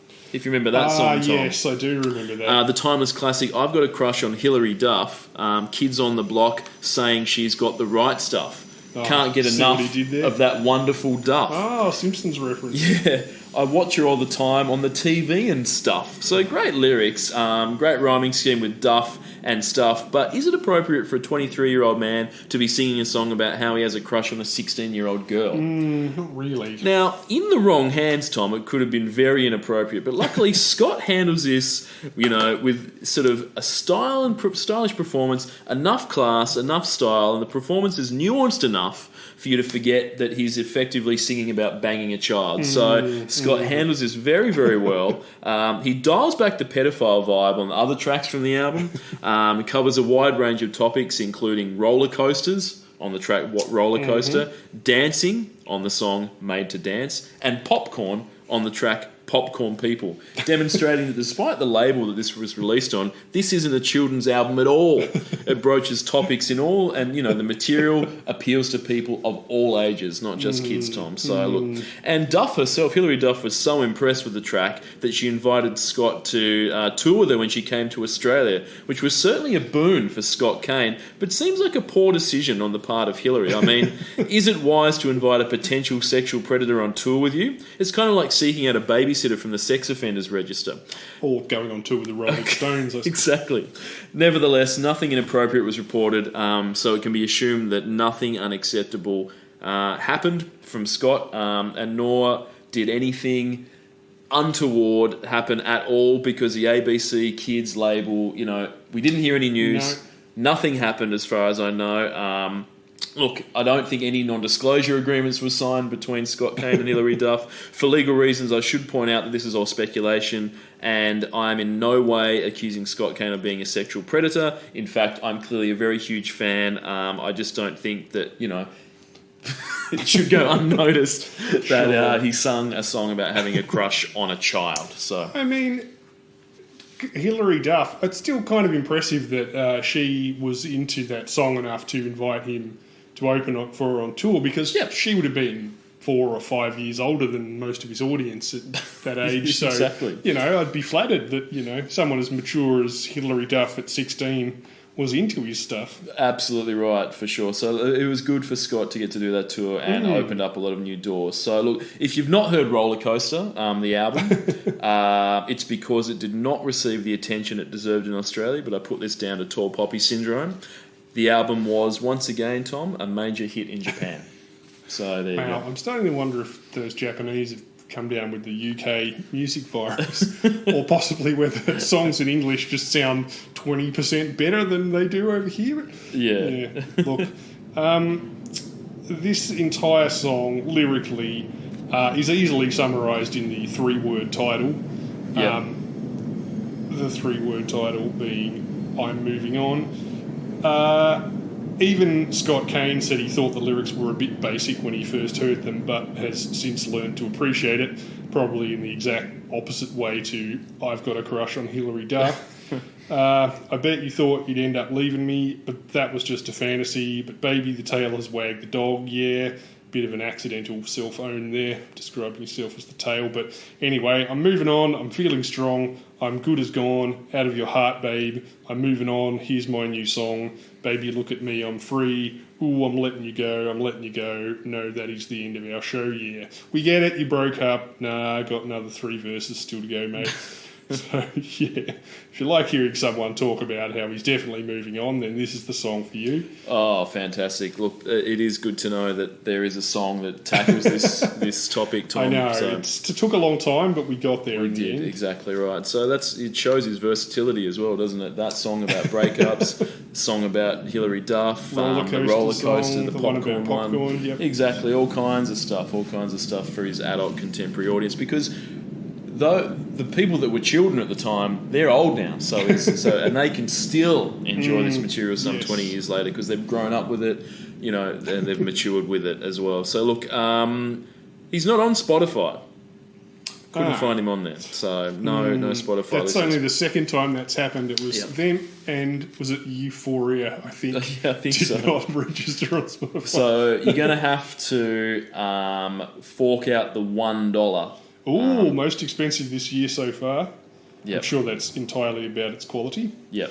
exactly right, if you want to listen to this. So there you go. Cool. So speaking of lasting, what have we got next? Well, Tom, it's another one from Shakira, Oh, she's back. Underneath Your Clothes. She didn't hang around. She didn't stay away long. No, absolutely right. We get another hit from Shakira this year. That's 2 number ones in a calendar year. Fantastic. Now, unfortunately, this is a kind of whack ballad, this one is. So, some have called this a power ballad, but there's no power here. No. It's not... to have a... Power ballads require 2 things. They need to be a ballad, and they need to have some power in there. Yes. Once you take away the power, you've just got a ballad. And dare I say, Tom, parts of this song sound very, very, very, very fucking similar to the Bangles' Eternal Flame. Yes, and this is no Eternal Flame, or is it Penny Lane for that matter, which it also sounds suspiciously like at the end. It was produced by Lester Mendez, who did a lot of her songs, plus stuff for Jewel, Adam Lambert, Santana, Mia, and Enrique Iglesias. Why he decided to chuck in several highly recognisable elements from other artists, I don't know. Yep. Perhaps he'd been listening to Kid Rock that week and thought, why the fuck am I even bothering anymore? Yeah. So, yeah, look. And what's this song about? Underneath Your Clothes. Is she singing about a dude's dick? Is that what's going on? Underneath your clothes, there's an endless story. Like an endless dick story? I don't know. What... Is that what we're getting at?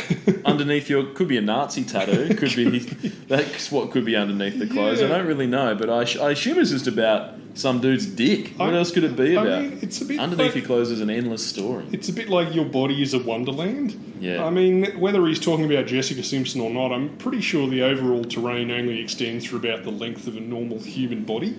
Unless Shakira is planning to get shrunk down into a tiny spaceship and injected into the dude's urethra in a space style. True. I mean, if she did, it would be more entertaining than this song and the video as well. But yeah, I mean, what did you think of the video, for instance? Oh, look, watching the video, you can understand what Casey Chambers was talking about. There's a lot of skimpy outfits, flicking of the hair in slow motion. Yes. But I guess at the end of the day, is this really Shakira's fault? You have to use your strengths in the music industry. Sure. Obviously, you know, she sounds like a fucking goat. We all know that. So you have to play to your strengths. So look, she is obviously an attractive person. So the record label would have said, you got to play up to that. So a few skimpy outfits, a couple of slow-mo hair flicks. If that's going to sell records, then it works. But look, you know... Yeah. You got to play the hand you dealt. You can't blame someone do. hot for using their hotness, especially in the pop chart. You do. But exactly I mean, right. yeah, like you say, she's only been away for a month, and already she seems to have gotten racier in the intervening period. Exactly right. Exactly. So look, Yeah. Speaking of, sorry, this was directed by fashion photographer Herb Ritz right before he died. yeah. So it's visually flattering at a basic level. Like, she looks great, as you say, but like the song itself, it's been overproduced to the extent that any interesting edges or accidents or like lo-fi elements are completely gone. It's also pretending toward a sort of behind-the-scenes on tour and at home vibe, which directly contrasts the over-polished TV commercial style. They should have just glammed it up like Enrique. You know, that didn't work very well either, but at least you get to pretend to be in a movie and take a photo with Mickey Rourke. Yep. You know, it's a bit of a lost cause, this one. Fair enough. What are the lyrical highlights apart from Underneath Your Clothes is an endless story? Well, again, it's got that kind of ESL magic. I love you more than all that's on the planet. It's a big call. Moving, talking, walking, breathing. You know it's true. Oh, baby, it's so funny. You almost don't believe it. As every voice is hanging from the silence, lamps are hanging from the ceiling, like a lady tied to her manners. I'm tied up to this feeling. Like, again, that probably is clever in Spanish. Yeah. But it just doesn't really mean anything in English. No. Underneath your clothes, there's an endless story. There's the man I chose. There's my territory. And all the things I deserve for being such a good girl, honey. Now, I can't tell who's the worst end of the stick here. Shakira, the male body, feminism, the English language, or possibly the concept of clothing itself. Yeah, I don't know. It's hard to... It's really difficult to say. But look, it was a hit. People didn't seem to give a flying fuck about the lyrics. You know, I loved it. I think the combination of a picture of Shakira and the words underneath your clothes probably sold 3 million albums alone. No doubt. So look, 32 cents for this on Discogs, 32 million on Spotify. We already know that.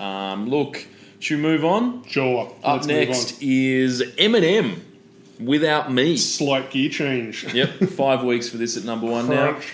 Look, before 8 Mile and the songs off that, do you think this was Eminem's signature song? Well, I would say this after, what was his first one? The Real Slim Shady. Oh, yeah. Is it? Yep. Yes. But yeah, I mean, this was a huge hit. Now, this was number 1 in the UK, Ireland, New Zealand, and number 2 in America, just behind Hot in Her by Nelly. Oh, yeah. It was nominated for Record of the Year at the Grammy Awards of 2003, losing to Norah Jones' song Don't Know Why. Norah Jones. Hasn't she stood the test of time? She Yes. certainly wasn't dinner party music for upper middle class people for 1 year in 2003. Yes, everybody still listens to Norah Jones. Don't they? Anyway, this was his first song to receive a Grammy nomination in a major category. It also received a nomination for Best Male Rap Solo Performance, but lost that award as well to the song Hot in Her by rapper Nelly. So Nelly should be lucky they didn't get several very vicious diss tracks knowing what Eminem's wrote. absolutely, yep. But the video scooped the pool. It won everything that year. Doesn't surprise me. Yeah, and MTV and stuff as well. Yeah, look, on the release of this song, I feel like it was absolutely everywhere. You could hear it fucking all over the place. Even in places where you wouldn't even normally hear rap, like in nightclubs and stuff. They would play the video in the nightclub and shit. Exactly, you know? yep. So it's impressive that you heard this pretty much everywhere for a long period of time, considering the content of the song, because he just just gives shit to heaps of people for the whole song. This is more like his earlier fun stuff. Yeah, not that bullshit that he did with Dido. He just sort of starts shitting on Moby, various other. It's always good to hang shit on Moby, I think. So good on Eminem for that. But yeah, so it seemed to be that he did release a song that just, despite the fact it had bad language, hung shit on people, just was a massive mainstream success. Yes. And but also he did that without, I guess, shredding his credibility, because sometimes you hit the mainstream and people are just like, oh, he's sold out. But this was just the same sort of stuff that he was sort of known for in the first place. And there's a sort of weird honesty to it as well, because I mean, he got famous for singing about his shitty upbringing. Yep. But I also thought this was kind of cool when the Streets did it as well. Like, when he did start to get success, rather than continuing to pretend he still lived in the trailer park and sing everything about being from the ghetto or whatever, he started this. Like, this song is about being famous. It's about getting your first fame and the reaction of other people to what he's... I mean, there's lots of jokey stuff, like you say, but it's about getting to the point in your career when other celebrities start talking about you, when there's controversy surrounding you, you know, where parents are reacting to their kids listening to your music and that sort of thing, you know. Yeah, he talks about being the worst thing since Elvis Presley a lot in his songs. Yes. Even though it's jokey, like, there is, like, he is talking about what happened to him in the last year and stuff. Yeah. Yeah, exactly right. But, you know, he also makes reference to the fact that you know, he's so controversial, but they want him to be controversial because they need that to sell the NME or whatever music magazines he needed at the time. Right. So, so look, it's one of those songs that I think he gets to, you know, sing about everything that's shitty about the music industry without alienating the music industry as well. Right. So he's done a pretty good job there. Look, the music video, as you mentioned, won a lot of awards, and this is the one where he dresses up as Robin. As well as a lot of other people. And it has sort of a very comic book style presentation. Yeah. Very good music video. I remember the video was just fucking played everywhere as well, not just the song you heard. It was 100%. Just all over the place. So, and it probably isn't a big deal now, maybe, but I recall that it was controversial because he dresses up as Osama bin Laden at the end and dances around in a cave. Yes. Which at the time was probably... Yeah, 9/11 was still fairly fresh in people's memories. It happened about 6 months ago, so yeah. Exactly. I forgot the part where there's 3 real-life Survivor contestants running on a log, which then zooms out and turns out to be a giant shit in Elvis's toilet. Yes. Elvis played by Eminem himself. I mean, that's champagne comedy right there. Absolutely. There's a little making of, if you're interested, there's a little making of, like, 10-minute special on YouTube from some MTV show. And as Eminem himself says, while in the makeup chair complaining about getting glued into an Elvis fat suit, this is white rap at its best. Like, you see the shit I do for you fucking people? There's also the bit where he plays his own mum dressed up like a hooker on Jerry Springer, sitting beside his real-life brother playing him, who looks so much like him that I always thought it was the other way round. I thought it was some random guy pretending to be his mum and him playing a little version himself. And according to the brother in that little making-of video, he's a dead ringer for his mum. He says, you people do not understand how weird it is to have him yelling at me like that, because he said he looks exactly like it. But yeah, it was directed by Joseph Kahn, who is another journeyman who's done more videos than you can count and is still working today. He did Toxic for Britney, DMX, Gonna Give It To You, Elevation for You Too, Jumpin', Knights of Sidonia, several Wu-Tang videos, Purple Pills, and Hero for Enrique Iglesias. Fantastic. Which shows that he's got range if nothing else, because that looks like Michael Bay impersonating Tarantino, but this looks like a sort of comic strip version of a wacky comedy sketch highlight package, like you say. And those other videos, Toxic for Britney is completely different as well. He must be good at just adapting to whatever people want. Absolutely. Lyrical highlights. You mentioned a few earlier. I mean, this song is hella dense. It took 3 months to make, but it gets brushed off because it's funny, which is kind of a shame. Like, the rest of this whole album is all pretty grim and serious. Yep. You know, the cover is him sort of looking all pensive. Yeah, behind a curtain in the dark, sort of. I always felt like Eminem had an ambivalent relationship with his own sense of humour, as though he felt like it was a weakness in the rap world, which is a shame, really, because he was good at it, as this song demonstrates. What else? Two Trailer Park Girls Go Round the Outside is a reference to Buffalo Girls by Malcolm McLaren. Mm-hmm. You got any favourite lines from this? I always liked feel attention as soon as someone mentions me. Here's my 10 cents, my 2 cents is free. That's a pretty good Yeah. I do like the start with the trailer park thing as a reference to Malcolm McLaren. I think that's always good. More Malcolm McLaren references are better. But yeah, I'm not sure if the lines... I like it when he does shit on Moby. So I'm not nobody listens to techno. I'm not sure if the lines "Moby, you can get stopped by Obi, you 36-year-old bald-headed fag, blow me" would pass muster. These it was days, 2002. I don't think it would pass these days. And there's, as you mentioned, I'm not the first king of controversy. I am the worst thing since Elvis Presley to do black music so selfishly and use it to get myself wealthy. Hey, there's a concept that works. 20 million other white rappers emerge. But so no matter how many fish in the sea, it'd be so empty without me. MT being from MTV, obviously. Which is, No, look, it is. Yeah, you're right. He's sort of. He's a good lyricist. He is really good, And personally, I prefer this than when he tries to go into emotional bullshit. Like me too. Later in the career, he does all these like shitty duets with like Ed Sheeran and all like. Yeah, but like there's actual honest stuff in here. It's just that it's also funny and clever. Whereas you can be honest and talk about how things are difficult. And by have a sense of humour. Exactly, yeah. You can do that, which is a bit preferential. It's hard. Sort of woe is me sort of songs. Yes. It's much harder to do that than it seems, and he's one of the few people who can do it. But then he doesn't like it because he feels like if he does that, people don't take himself seriously, But anyway. Yeah. All right, that's enough about Eminem for the minute. I'm sure he'll reappear. 2 cents. You can buy it for 46 million Spotify, dude. It's 46 mil. That's a record for this week. Maybe of the whole podcast so far. Up next, Tom, one of my favourites of all time, Holly Valance, Kiss Kiss. Now, you may have to explain to people who Holly Valance is. Well, Holly Valance is sort of a turn of the millennium Kylie Minogue.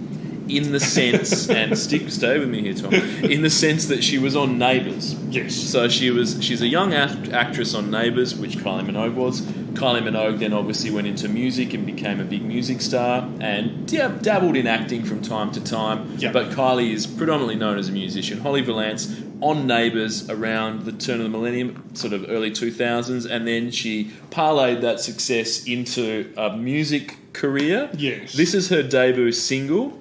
Yeah. I mean, it might seem to the outsiders that might seem like a bit of an obvious career path, a bit hacky. But I mean, really, she's only following in the footsteps of all the other Aussie soap stars that went on to have worldwide pop careers that people still talk about today.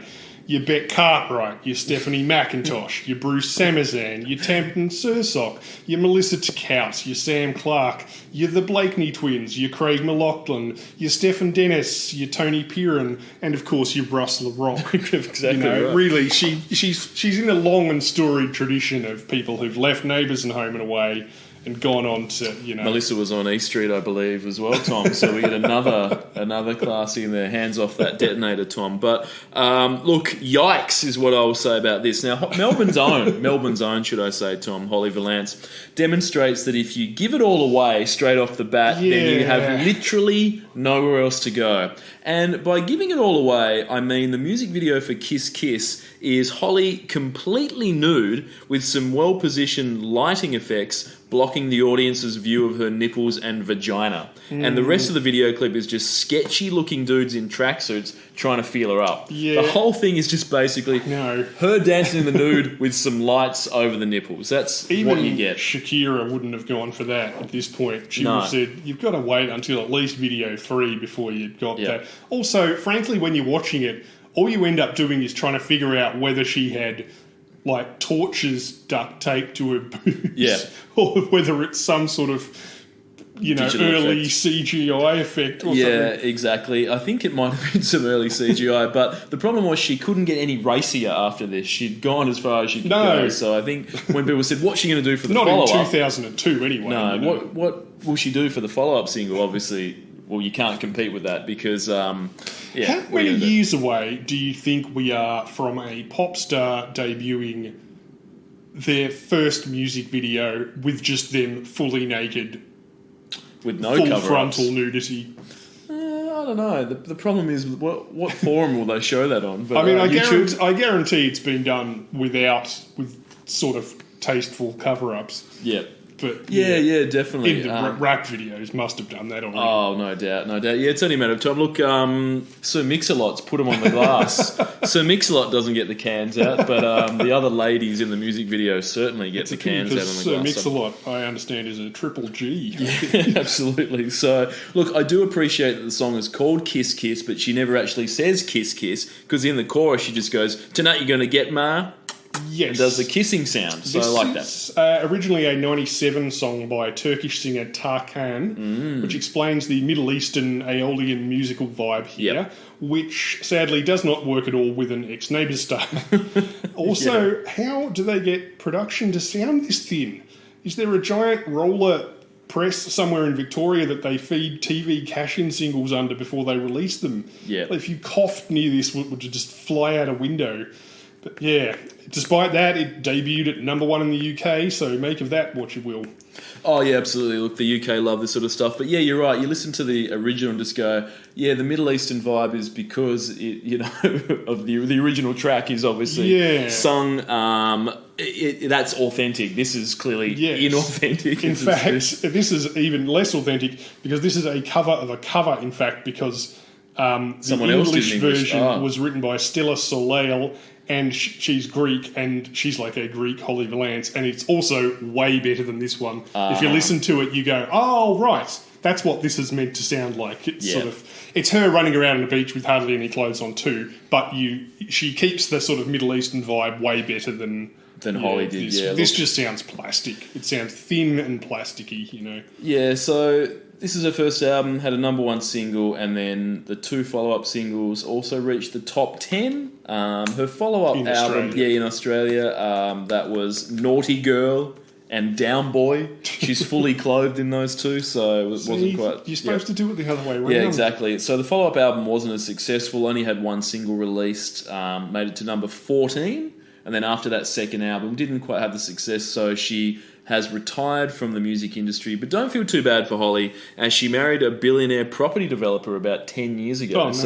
She hasn't really required any sort of income from music since then. Get that money. She also had a reoccurring role on Prison Break. The American show.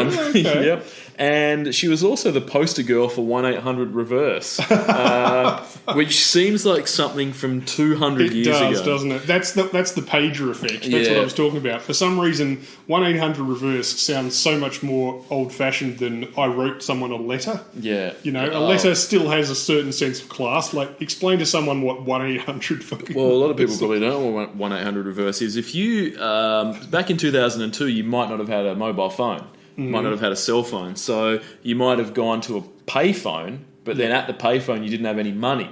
So you called 1-800-REVERSE, and then you'd say, I want to talk to Steve, and then they'd phone up Steve and go, Holly's at a payphone and doesn't have any money, will you accept the charges? And you'd be going, okay, I'll do that. And then you could talk to each other. So that's how it worked. And then you'd get a bill for $87 because I'm sure 1-800-REVERSE pumped up the fees. Just free now? Did they just make them free? They might be. I don't know. I can't recall the last time I've used one. Only people I see using payphones now are smoking a cigarette, drinking a can of pre-mixed Jack Daniels, and may or may not be talking to someone else on the other end of the line. Look, I hope they're free. I think that's pretty good. But the problem for me is that if my phone ran out of batteries and I need to make a call, I don't know anyone's number. It's all in the phone. Like, I don't that's know anyone. right. I can't That's remember exactly anyone's right. actual phone number. You'd have to go even older and go, click, click, operator, can you put me through to Dave who lives up with you? Well, what I do now is I just call 1-800-REVERSE, Tom, and I'm sure that they will take care of it for Pat me. Rafter would sort it out. Pat doubt. Rafter and Holly Valance would sort you out. Exactly. So Holly Valance, she's got 200,000 listeners on the Spotify. That's 200,000 more than I would have expected. Yeah, exactly. She's close to the same figure as Casey Chambers, and I believe Casey Chambers is still a going concern as a musician. So that's quite good for Holly Valance. You can buy this for 9 cents. Lyrical highlights? Well, keeping in mind that she didn't write either the original or the English language version, when you look at me, tell me what do you see, this is what you get, it's the way I am. When I look at you, I want to be somewhere close to heaven with Neanderthal man. So I'm guessing this was written after a hot night in the kebab line outside the saloon bar, and one of Ravenswood's finest gentlemen got lucky that evening. I'd say so, definitely. Look at me, what do you see? A nude woman with laser lights, torches pointing at her cans, probably that. Exactly. Now, Tom, when I was looking up the price of this on Discogs, I did notice that the CD single has a very large sticker on it that says also features the music video as an enhanced CD-ROM content. So if kids have any idea what the fuck I'm talking about there, sometimes they put extra video content and other bullshit on CD singles. And the larger the sticker, the more likely they thought that people only gave a shit about it for the video. Yep, no doubt. So look, that's good stuff. Should we move on? Sure. What do we got next? Up next is Elvis Presley, who was the previous worst thing until Eminem came along. Versus. This is a Versus one again, not featuring Versus. JXL or Junkie XL. Yes. A little less conversation. 4 weeks. 4 weeks. Yeah, this was a big hit at the time. I remember that. Look, JXL or Junkie XL, he fashioned a number one song out of basically just an Elvis vocal sample and over some beats. And a guitar a little bit. Yeah. Yeah, look, it's from the Netherlands. He's from the Netherlands. It all makes sense. It all adds up. Yeah. Yeah. Now, you might say, hey, dickheads, why is this better than that DJ Utsi or whatever? And the answer is because it's a more musical version. He actually kind of understands the appeal of the original song and isn't just sampling one line from the chorus and that sort of thing. And, also it takes imagination to turn an Elvis song into a sort of dance number kind of thing. But the real answer is I'm not 100% sure why. I just know that this is better than that one. Yeah, look. Do you think so, or am I just skewed? Look, this isn't my favourite thing in the world, but you are right.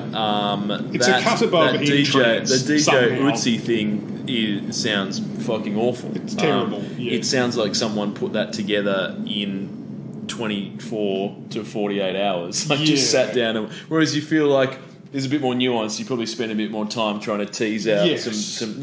I assume that he didn't put it together in one day. I assume that Junkie XL spent a bit more time on this. I could be wrong, but I don't know. Well, Junkie XL's real name is Tom Holkenborg. Yeah. He's a member of the Magnificent Six, a collaborative group of 5 other musicians consisting of Hans Zimmer, Pharrell Williams, Johnny Marr from the Smiths, Michael Einziger from Incubus, and composers Andrew Kosinski and Steve Mazzaro.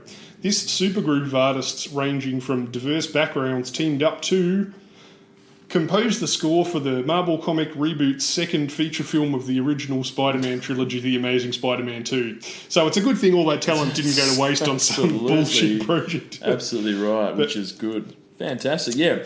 Well, I looked at his he hasn't had another big hit since this, but that's because he predominantly does films. Well, that's what I was leading to, He's been involved in some of the biggest films over the past few years, including Sonic the Hedgehog, the film, which I'm sure that's really good. But he also did Justice League, Spider-Man, etc., etc. So he does a lot of work. He did Fury Road as well. That was fucking sick. Hats off for that one. And he works with Hans Zimmer a lot, who just did the score for Dune that was fucking amazing. Cool. And not only that, but he managed to refrain from going blamp all the time anymore. So well done there. He must have gotten the memo that everyone was fucking sick of that. But look, any electronic guy who's good enough to work with Johnny Marr, Hans Zimmer, and Pharrell, and way off in the background buying the coffees, one of the guys from Incubus, is you got to have skills to be on that team. What's the dude from Incubus? Is he the guy on the turntables? Michael Einziger. Hopefully it's the turntable guy that's coming up and doing some bullshit. Check that. Yeah, but look, Elvis himself has had a fuck ton of number one songs in Australia. We don't need to sort of mention that. So not just Australia, everywhere. So Elvis has had 18 number one songs on the Billboard chart. So he's clearly been very successful in life and in death, because by the time this was released, Elvis had been dead for a long time. But look, good stuff. Junkie XL, this is, if you're going to take an old song and turn it into a dance song, he's certainly done a significantly better job than N-Trance and DJ Ötzi, who sucks shit. Yeah, no, I'm not trying to say that this is the best thing ever, but no. For a start, I think a huge part of the success of this song in Australia was that at the same time this was out, it was used in a massive national promotional campaign for Nike, starring the biggest soccer players in the world at the time: Ronaldo, Totti, Henry, Cantona, etc. And it was one of those ads where they make a whole short film and then cut it up into different lengths. It was fucking everywhere, on TV for ages, aligned with FIFA. Yep, World Cup this the year. World Cup. And I'm sure it sold a lot more copies of that song than people's awareness of Junkie XL ever did. Oh, no doubt, yeah. It was a fuck sight better than the official video, which is just some chicks in bad jeans fannying about in front of a coloured background. In fact, I'm pretty sure this big, expensive campaign using a number one song got a lot of people interested in the next World Cup. In fact, as you say, because this was around the time ordinary, decent, hard-working Australians, by which I mean white people, finally started to give a shit about televised soccer, in my memory. Like, this was kind of the point where I started hearing people in the office talking about FIFA, other than just the one Italian guy who was tired from staying up till 4 o'clock in the morning watching games and so forth. But yeah, I mean, it might just be a coincidence, but like in my mind, that's when this started happening. But yeah. No, absolutely. That ad, you're right, was very popular, and it was, It was so prominent that in my brain I thought that was the TV commercial. Yeah. Like I thought that was the video. I had to go and I was like, oh fuck, this is for Nike. This isn't the video. Yeah. Football World Cup, obviously it's going to be shown everywhere in the world. They're going to make an ad for that. Nike's going to try and sell some shoes. Whatever song they choose to accompany that video is going to be massive, and this was the one that they chose. Yep. So there you go. What about Elvis, though? What's he done? Well, it also explains the massive worldwide success of How Many Dudes Flow Like This by Scribe, which was also used in Nike commercials. With Not many, if any. Not many, if any. So, Ben, who is this Elvis guy? Has he done anything I would have heard? Not that I'm aware of. Blues. Vaguely familiar, but yeah. Some blue suede shoes. He did that one. Blue Blue suede okay. shoes. got those blue suede shoes. He did that one. Sure. I think that was on a toothpaste commercial once that I saw. I believe so. Okay. All of he only does. I think he does songs just for ads. I think Elvis does. Yeah. Well, speaking of writing songs, this original was written by Billy Strange and Mac Wilder. Billy co-wrote most of Nancy Sinatra's stuff and worked on a lot of the Beach Boys albums, including Pet Sounds. And Mac Davis, you might know from Rock and Roll, I Gave You All the Best Years of My Life, which is the kind of song they used to play in the heavy metal section of 7LA when I was growing up. He also wrote, fair point, In the Ghetto, which is great. And he wrote Watching Scotty Grow, which is fucking terrible. So it goes to show in the 70s it was a bit of a crapshoot down at the recording industry offices. Indeed. Yeah. Lyrically, as you would expect, it's pretty simplistic. A little less conversation, a little more action. All this aggravation ain't satisfactioning me. That always gave me the shits. Yeah. Satisfactioning's not a word, obviously. No. A little bit more bite, a little bit less bark, a little less fight, and a little more spark. Close your mouth and open up your heart, baby, satisfy me. Good. Now, I'm sure those lyrics would go down these days, but shut up and root me basically seems to be what he's talking about, but, you know, with Elvis it always sounded charming. Oh, absolutely right. So I can just imagine, if only, and I hope that the technology exists now, I'd like to see a hologram of Elvis. Maybe fat Elvis, maybe thin Elvis, maybe both. Maybe, because with a hologram, that's the beauty of the hologram, is you can do whatever you want. So imagine Junkie XL there on the turntables, spinning this with a hologram of Elvis coming down, performing, and then maybe throughout the hologram he can shift from, you know, sort of leather jacket, sort of hound dog Elvis through to sort of, you know, that, you know, bedazzled Las Vegas fat Elvis. So I'd love to see. I wouldn't pay money. I would not pay money for that, but I would watch it on a TV screen and be like, "That's Nike commercial." I'd watch it on a Nike commercial. It is the Football World Cup this year, Tom. As you pointed out last episode to me, I didn't realise this, but the next fucking Baz Luhrmann musical spectacular is going to be about Elvis. And if there's one thing he loves, it's a mashup that ages incredibly well and isn't just on the spur of the moment. So, and also an awkward historical revision that nobody asked for. Yeah. So if anybody can have morphing waistline changing Elvis simultaneously singing a techno remix of one of his own songs whilst, I don't know, flying up to heaven with big wings attached to his back while fucking confetti rains down for no apparent reason, it's Baz. It'll be Baz, yeah, exactly. Yeah. Now, is Leonardo DiCaprio playing Elvis? Because Baz does love getting ears. As long as there's a montage where Elvis throws shirts at the camera for 20 minutes, I'm all in. I don't know who's playing Elvis. Hopefully Adam Sandler. I think he would do a good job in that role, but I don't know. Just as a side thing, did you see Adam Sandler's, not Oscar, but I think it was Grammy acceptance speech for Uncut Gems? No. He won Best Actor. You should watch it. It's pretty great. It's kind of adorable, actually. Despite all his success and wealth, he is still sort of so self-conscious on stage being just himself that he kind of has to do a slight voice just to be there. But he's really funny. He says, this goes out to all the other serious actors who are going to have to go home tonight and tell their partner that they lost to fucking Adam Sandler.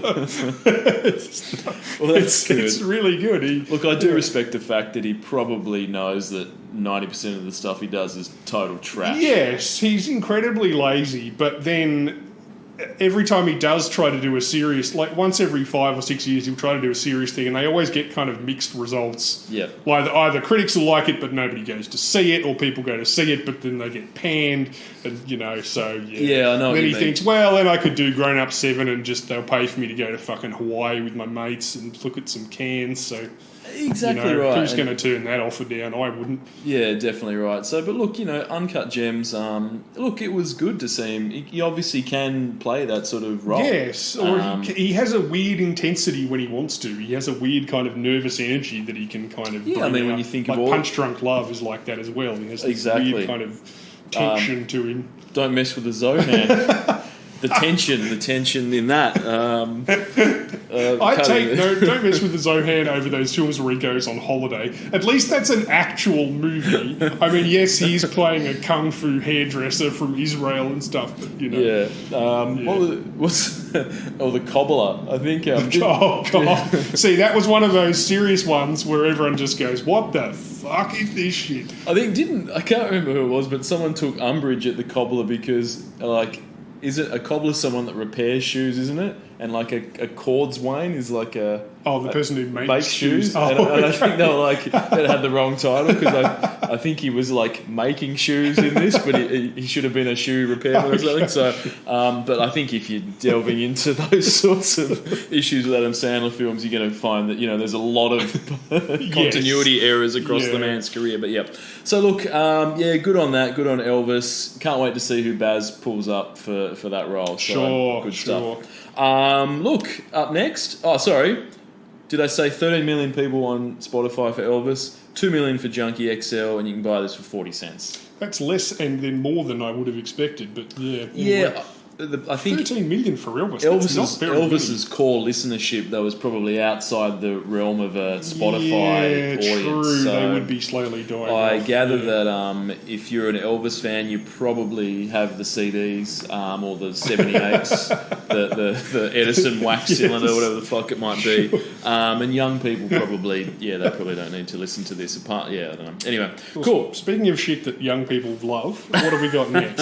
Vanessa Carlton, 1,000 miles for 2 weeks. Miles. Now, look, Tom, Vanessa Carlton taught me something. She taught me that becoming a one-hit wonder is so extremely improbable that people who do become one-hit wonders should celebrate the fact that they are one-hit wonders rather than seeing it as a failure. Yeah, just like fucking and I can agree the guy with that. from the New Radicals that we're talking about. Unless it's a dog shit novelty song, if you're a one-hit wonder with a novelty song, you can get the fuck out. But apart from that, I think Vanessa Carlton hit the nail on the head where she sort of said, look, I was a young woman, I just played the piano, I got this record deal, released this song. The fact that it was a hit, when you think of every other artist in a calendar year that, both seasoned artists, people who've been around for years, newcomers, all that space of trying to get music out, get it promoted, get it out into the ether. So to have a one-hit wonder, she did say it's something that she's proud of. So which is pretty good. Why not? Yeah, if you've ever seen that show, it's on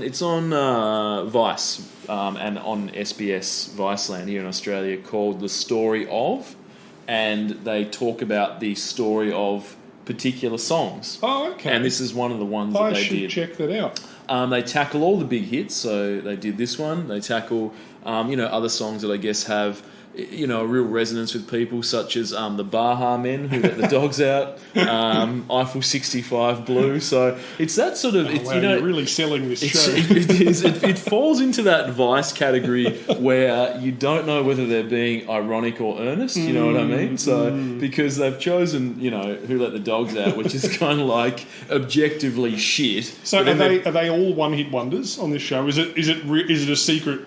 hipster, not all, where are they now? No, it's recorded in earnest, but you don't know whether the subject's been chosen because it's a bit shit. So they do Sandstorm, Oh yeah, Darude. Yep, they do that. Eiffel 65 Blue, Shaggy. Yep. So there's a few in there you're not sure about. Yep. And then they do this one, which seems to be the most sort of less gimmicky of the songs. But anyway, so they interviewed her. I think it was made last year. So they interviewed her, sort of a decade-ish, 2 decades on actually. Sort of about 20 years on, and she just talks about how the song came to be, etc., etc. Yep. So it was pretty interesting. So look, apparently.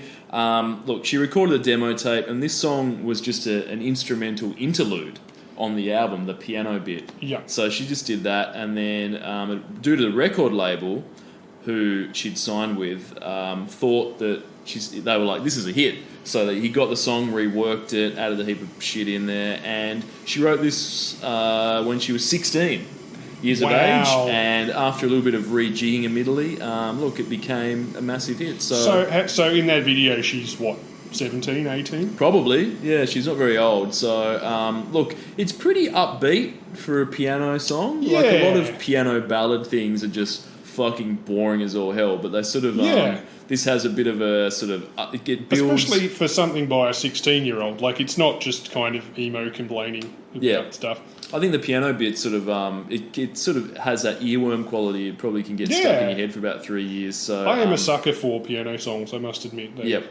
Oh yeah, and look, obviously the music video for this is actually very cool as well. So if you're unfamiliar with that, because usually I think so this was directed by Mark Klasfeld, who's directed over 200 music videos. Another one of those guys. Yeah, for some of the biggest names in the business: Alien Ant Farm, Head P, Sum 41, Three Doors Down, Kid Rock, Flow Rider, all the big names. But what he realised is that with a lot of these piano songs, it's just someone stuck behind a piano. Yeah. And it's not you can't, it's not like if you got a guitar, you can jump off a stage or like throw the guitar into it, off a cliff once you've done a solo. So that's why the video features her using a keytar. Yeah, it does. Because that way you combine the best of both instruments. You get the best of both worlds for sure. So yeah, no, actually the video. So the piano is on the back of a truck. Yes. And then she's driving through all different parts.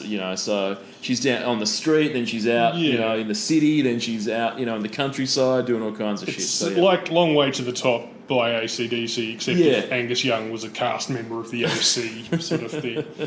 But, exactly. So look, makes it more interesting, the music video. So I don't hate this. I have to say the production isn't over the top, but it's definitely effective. They just highlight the piano, her voice, and a few little background touches. Yep. Like, I always get sucked in by those staccato background strings in the pre-chorus part, that sort of sort of thing. Yeah, it's like you say, it's a bit of an earworm. Yep. But not bad for something written by someone who was 16 at the time. Oh, absolutely. No, I completely agree. I think it's like actually probably one of the better songs from this year's list. Yeah, and there's a lot of songs this year that are written by really fucking young people. Yeah, exactly. I don't know if it's just a coincidence, I guess. Yeah, for sure. And look, you knew this was going to be big because it featured on the soundtrack to Legally Blonde. So we knew it was going to be massive. It also, I believe, featured prominently in the film White Chicks. Yes, it did. Well, so. Absolutely. One of the cast members of White Chicks talks about it on this Vice thing, so pops in for a bit of I still haven't seen White Chicks. I'm assuming that it's lasted incredibly well.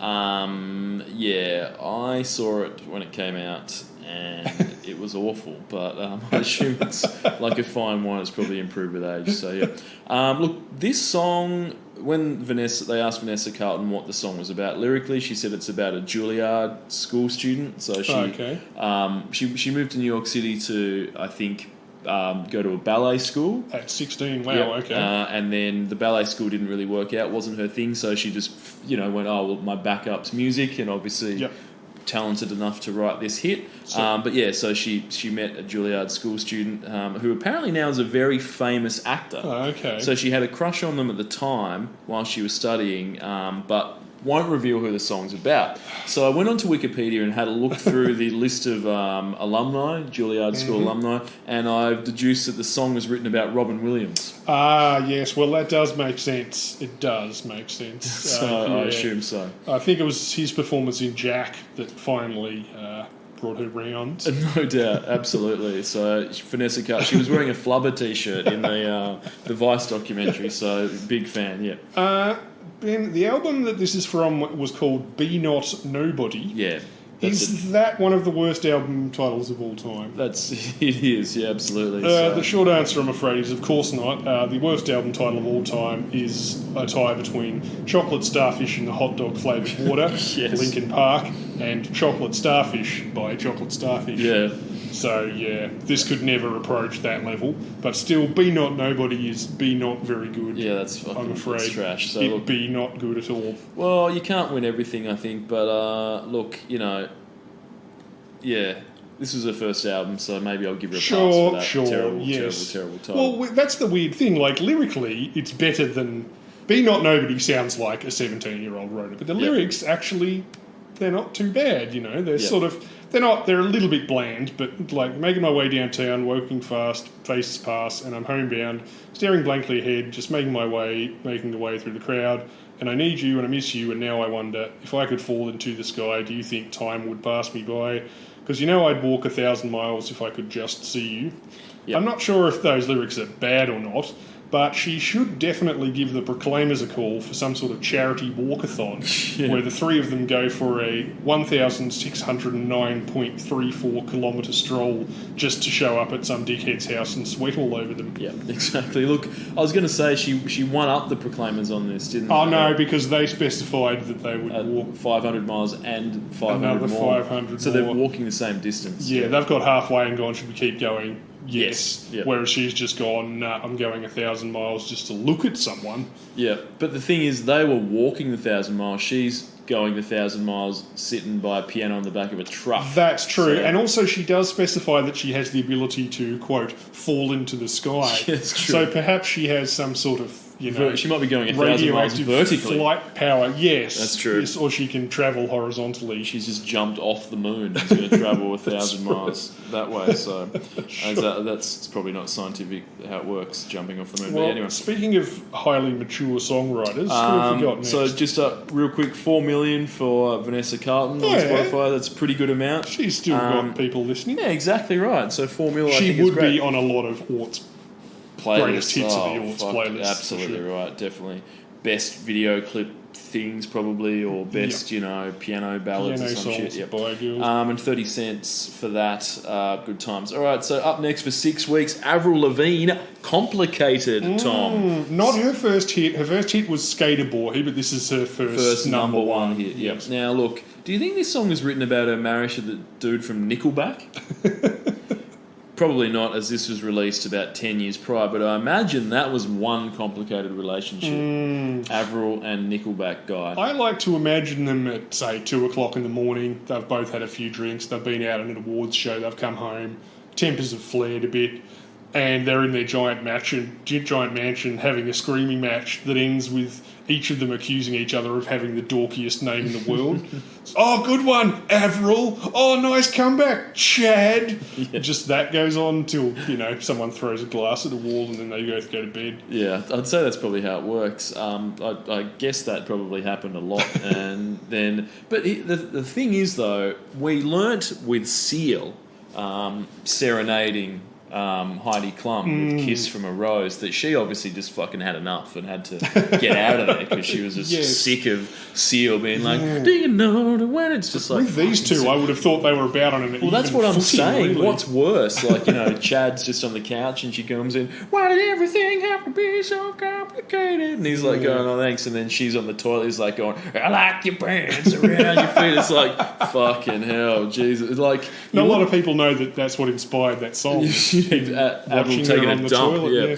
So, look, I hope that they had really good insulation because if you were... Imagine living next door to this shit. I know. I wonder if they had like a Toronto apartment or some shit, and then the neighbours just being like, "Fucking hell, who do you live next door to?" Oh, Chad and Avril, and it's like Christ on a bike. Yeah, they just sing their own shit songs to each other all day. What a nightmare. So, what's this song actually about? Oh, look, the song's about sounds the complicated. Look, it is very complicated. It's sort of a situation that many girls of Avril's age, I guess, are familiar with, where their boyfriend is great when they're alone, just hanging out together. He's really good, but when he's around his friends, he acts like a complete fuckstick. So that's sort of what it's about. So I was never sexually attached to any teenage boys, but I do remain quite familiar with this phenomenon. In fact, I think it extends into adulthood for a disturbing number of people. Indeed. I assume there's a Gen Z song equivalent which reinterprets around his friends for on social media. Yep. I guess at least this is a song that acknowledges you can point out this behaviour instead of just putting up with it. I suppose the 1995 Tasmanian equivalent would have been a song called Why Does Every Party Have to End With You Trashing the Lounge Room to 10 Ton Happer while all the chicks are in the backyard playing Uno on their own. But they were too nice to point that behaviour out at the time, so we just kept doing it. Yep. But unfortunately, Avril did go on to undermine this nascent feminism somewhat with the song Girlfriend, which is about how you should definitely stab a bitch in the back to get her partner to bone you. So, that's what I mean. We've gone from riot girl to girl power to girlfriend. that's what I like about Avril. Hey, you, I don't like your girlfriend. But that's what I like about Avril. She keeps you guessing. You never know what you're going to get. So True. She's coming at it from all angles. So look, this is a less of a skate punk vibe than Skater Boy Tom, as you mentioned previously. Sure. Now, do you think that Musically. Avril? Do you think she was practicing her kickflips on the daily Scott Kane style, or do you think the skate punk image was completely contrived from the beginning? I mean, Avril's skateboarding in the video clip. For about 6 seconds. Yeah. But I don't really know if this is Avril, doing it, or whether it's sort of, her saying, skateboarding's my identity. I want to be sort of a skate punk pop Yes. sort of artist, or whether the record label's just like going, oh, skateboards, we can probably use that in the marketing. The Pink video from January, she skateboards for about 6 seconds in that video, just long enough to fall over as well. So, same question.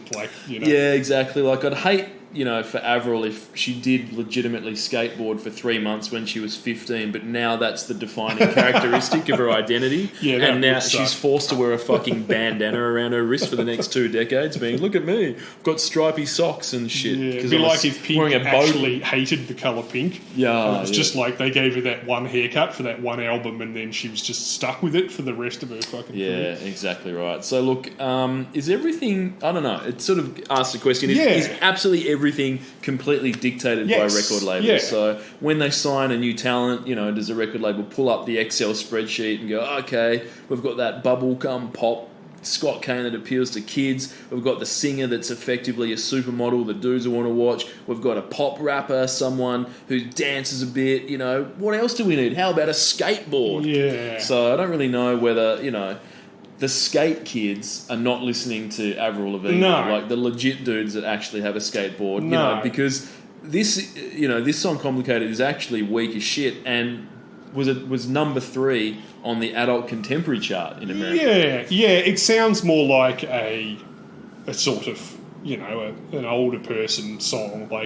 And the themes within it are, like you say, they could apply to teenagers, but they could also apply to other people, whereas Skater Boy is definitely targeted. But I know what you mean. I had the same question with Pink when we were talking about her last year. Yeah. And I was thinking about it, and I think I have no real understanding of the record industry. I know it's hard to believe that from my awesome observations, but I suspect that the answer to that question depends a lot on how much the artist is bringing to the party and how much the record label is bringing to the party. Yeah.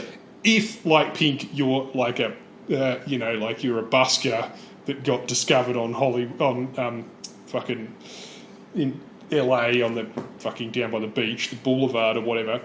Yep. And then you're just doing whatever they say, whatever they put you in or whatever. You're not writing the songs.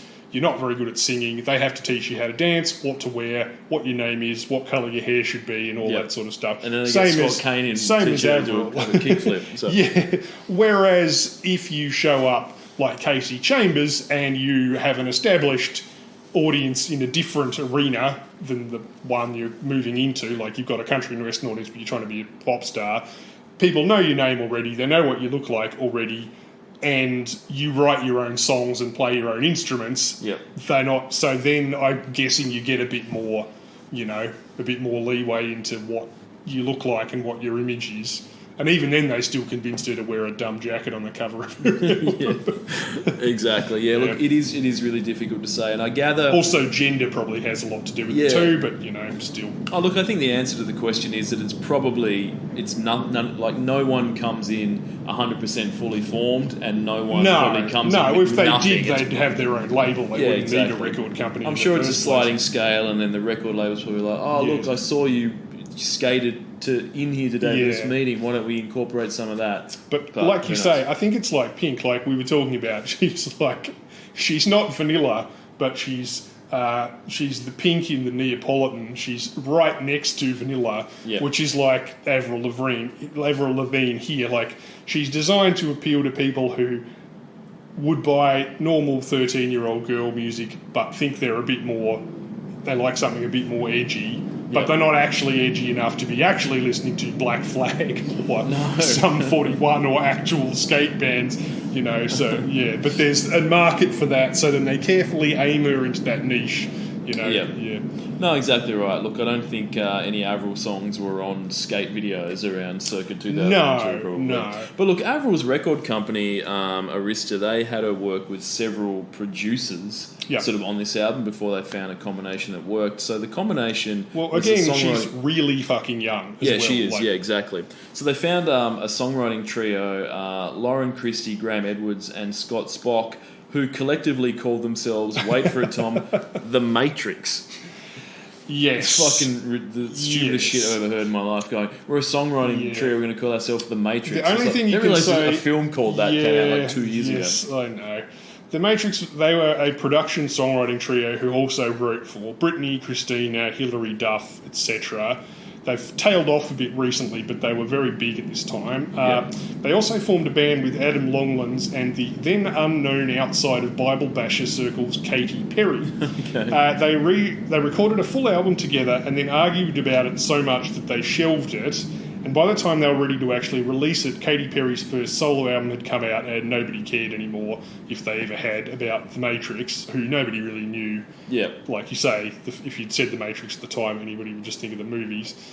Katy Perry was quoted as saying, "Thank God that didn't come out, you know. I had this kind of quirky, unique perspective, and they had a very mainstream pop perspective, which was really cool too, but I wasn't used to it. We made a record that sonically sounds brilliant but doesn't say much, even though there's a few songs I still love. My own stuff is very heart on the sleeve." The fact that it isn't, and she doesn't, suggests that Katy Perry, like a surprising number of successful artists, doesn't actually know what her own music sounds like or what the appeal of her abstract persona is, in contrast to The Matrix, who, like most successful producers, are acutely aware of those qualities while not possessing them personally, and have to hire outside to get this Factor X from someone who doesn't know what Factor X is and think they actually possess Factor W instead. So she didn't want the album to be released because it was too poppy. What the fuck is she talking about? She's not commercial. She's got a quirky, unique perspective. Her own She's stuff is only very ever hard on the released sleeve. pop songs, yeah. You know, like that song about let's all do shots and go out, you know. Yeah, exactly. Or Bon Appetit, which features lyrics about her getting eaten out, basically. So it's good. Or the just videos featuring her naked squirting fucking whipped cream out of her nipples and stuff. Yeah. I'm a big fan of Katy Perry, mostly because it's just complete trash. Like a lot of the time, yes. And then she'll try and do like an emotional ballad and be like, I'm serious now, I'm all serious." And the next single will be like her like shitting, on top of a it's cannon like or something. Kylie. I would respect her more if she just accepted that it was trash and went, "Yeah, I'm the queen of trash. I'm going to stand on a stage on a giant golden pile of crap." Absolutely. Oh, look. So I will say, Tom, that we will get to talk about Avril again in the future. So this is not the last time we talk about Avril, but it's not going to be, unfortunately, we won't be talking about the duet with Chad that she did, which is fucking woeful. But that didn't make it to number one, so we won't get to talk about it. Is it a hard rule that a musical couple should wait until they've been in a relationship for 5 years before they do a duet? I think that would be a wise move. Even more, really. Yeah, because I think it would result in a lot less. We've been boning for 2 weeks, so we decided to get in the studio to record something and are so into each other that we didn't realise that recorded output is total fucking garbage. Because that happens a lot, almost exclusively those songs are that. And it isn't limited to music, obviously. I refer once again to Vanilla Ice and the Madonna Sex Book. Now, can you imagine if Madonna and Vanilla Ice released a single? I mean, fucking hell. Unfortunately, I can very easily imagine it.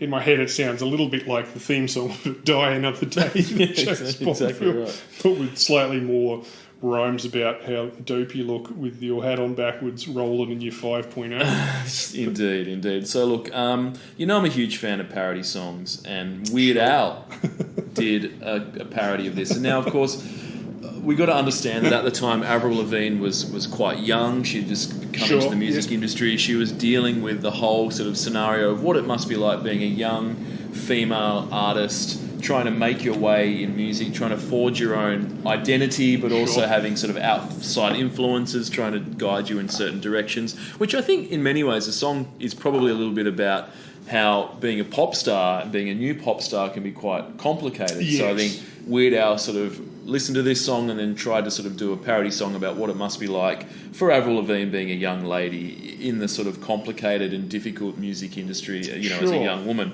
And it, of course, features the lyrics, "Why'd you have to go and make me so constipated?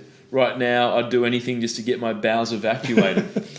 So you really hit the nail on the head there, I think. Really Who's he addressing in that song? Is he talking to to Avril. a big pile of hamburgers or something? I'm not really sure, but really Unless he is saying that Avril made him constipated. it could be. I don't know, but it makes you think about... I mean, What unless it must she be does like have as a that young effect female on artist. people, it would explain Chad Kroger's singing voice Yeah, in Nickelback. yeah, exactly. If he was Constantly constipated. with his pants around his feet Yeah. trying to take a shit from being in close proximity to Avril Lavigne. Oh, exactly. Look, Who knows? I don't know, but Weird Al hit the nail on the head yet again. What are lyrical highlights for this? Well, okay, first off, no suburban 18-year-old should start a song by talking the words, that's the way it is because life's like this, unless it's in a fucking Weird Al parody. Yeah. Times must be getting tougher for Al as we enter the mid-aughts, and pop lyrics evolve from head injury level stupid into a level of dumbness that is, like any Trump quotes, essentially self-mocking in that it can be viciously satirised by simply repeating them verbatim in any other context. This is on the cusp of that part, but yeah, she didn't write them. No. Fair point. The funny part The is Matrix did, I assume. yeah, so. well, the funny part is that while Levine is credited for songwriting alongside The Matrix, they have publicly disputed this and said she changed like 2 words and maybe added "life's like this" at the start or whatever. But whether she did or not, this is a bit like watching 4 seagulls fight to the death over a cigarette butt, frankly. You come over unannounced, dressed up like you're something else. Where you are and where it's at, you see, you're making me laugh out loud when you strike your pose. Take off all your preppy clothes. You know, you're not fooling anyone when you become someone else around everyone else. Okay, I don't really see why wearing decent clothes is offensive, but you get the general vibe. She's positioning herself as authentic while the subject is trying too hard and being too influenced by social pressures and stuff.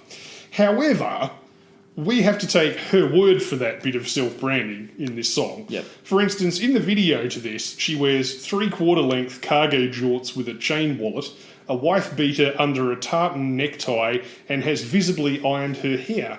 So I'm not exactly sure if she has the authority to pay out this dude's blazer. Yeah. I mean, let me ask you this. Would you rather hit the town dressed like a Kmart crust punk or Robert Downey Jr. in Less Than Zero? Possibly. The latter, definitely the latter, yeah. Possibly Spader in Pretty in Pink. Yeah, I know what I'd prefer, frankly. Indeed. So look, 17 mil for Avril Lavigne. It's a lot on the Spotify. That's you buy this too for 9 many, cents. frankly. Yeah, absolutely. So look, she'll be back at some time in the future with some more trash, no doubt. But look, up next, Tom, is Scooter, the Logical song. Oh, God. Now, I had no idea what the fuck this was before having to listen to it for the podcast. It's a fucking awful Eurobeat cover of a Supertramp song. Yep. This isn't their first rodeo in terms of bullshit covers. Their hit "I'm Raving" samples "Walking in Memphis," changing the lyrics of "Put on my blue suede shoes" and that's Board of the "Put on plane, my-" yeah. and "Board of the Plane" to "Put on my raving shoes" and "Board of the Plane." It's raving shoes, not a thing, but sure. Yeah, and the lyrics. I can't believe this is really a thing. In the chorus of that song where he goes, "I'm walking in Memphis," he's just changed them to I'm raving. Oh, Christ almighty. Yeah, I tell you what, these guys better be fucking grateful to DJ Utsi for stopping them getting shittest song of the year by some distance award. I mean, it's for me, it's real close between that and this. Yeah, it's a tiny improvement, I would say. I mean, trust me, it's not much. This has actual sort of EDM production. You could take away the shitty Supertramp sample and take away his terrible intro stuff. H.P. Baxter with 2 X's, the lead singer, his awesome breakdowns, and you would be left with a functional, like a techno song you could play at a rave that people would dance to. Whereas DJ Utsi that is just the sole purpose of that song is to get people who are drunk at a hen's party to go, hey, baby, ooh, I want to know. That's it. And he didn't write that. That's pinched from a 60-year-old song. Yeah, that's true. So, yeah. Well, but it is close. Like you say, this is not great by any means. No, look, this is pretty bad. Yeah, they're like N-Trance, I think you would say. They're in the same league. Yeah, but the I'm Raven is significantly worse than this. Oh, okay, Jesus. This is one of their best ones. This is the better of their material. Sure. They also do a fucking awful cover of Rebel Yell. Oh, God. And look, Scooter's from Germany, just in case you were wondering. You probably weren't sure. There's KLF references in the lyrics. Yeah, which are weird as hell, so. I would have said, get that name out of your fucking mouth, frankly, because you don't. Yeah. But look, they're in the same league as N-Trance for me, but still they've sold 30 million albums worldwide. So what the fuck do I know? And they've had loads of top 10 hits in Germany. So people love... Christ, that is depressing. Again, this is some saloon-level techno, and no rave DJ with a hint of self-respect would drop this shit outside of maybe Germany. The only way I can make myself feel better about these sales numbers is to think that bizarrely, these guys have been around since 1993, and you could produce this in a week. So I'm guessing they used the sort of musical shotgun approach and just fired both barrels at shitty nightclubs all across Europe over and over again for a decade. That's the only answer I could think of. No, absolutely right. And look, I think that from a business point of view, that makes complete sense to just, if you release 200 songs,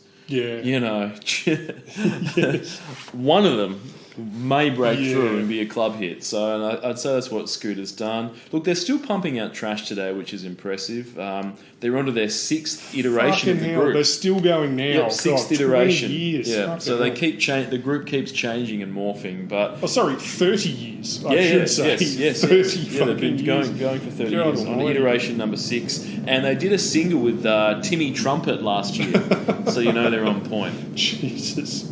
Okay. Well, lyrically, look, the original 1979 Supertramp lyrics are in the Pink Floyd, Talking Heads, XTC, Making Plans for Nigel mode of a sort of vague complaint about the homogenising and dehumanising effects of UK private schools, which was a topic that they never seemed to get sick of. Scooter have cherry-picked the chorus bit about life was so wonderful, magical, beautiful, and used it, minus the irony, to give people something to feel good about when they're fucked up on ecstasy, like they need any help. Don't worry though, Ben, because vocalist H.P. Baxter with 2 X's is more ambitious than that, and he's added his own verses. Verse 1, for instance, good morning, yeah, 1, 2, 1, 2, 3, 4, pump it up, I ramp, me no skin, me no play, yeah. When me chant, pon the microphone, and me say with the DJ, junglists in the place, junglists on the case, Scooter, are you ready?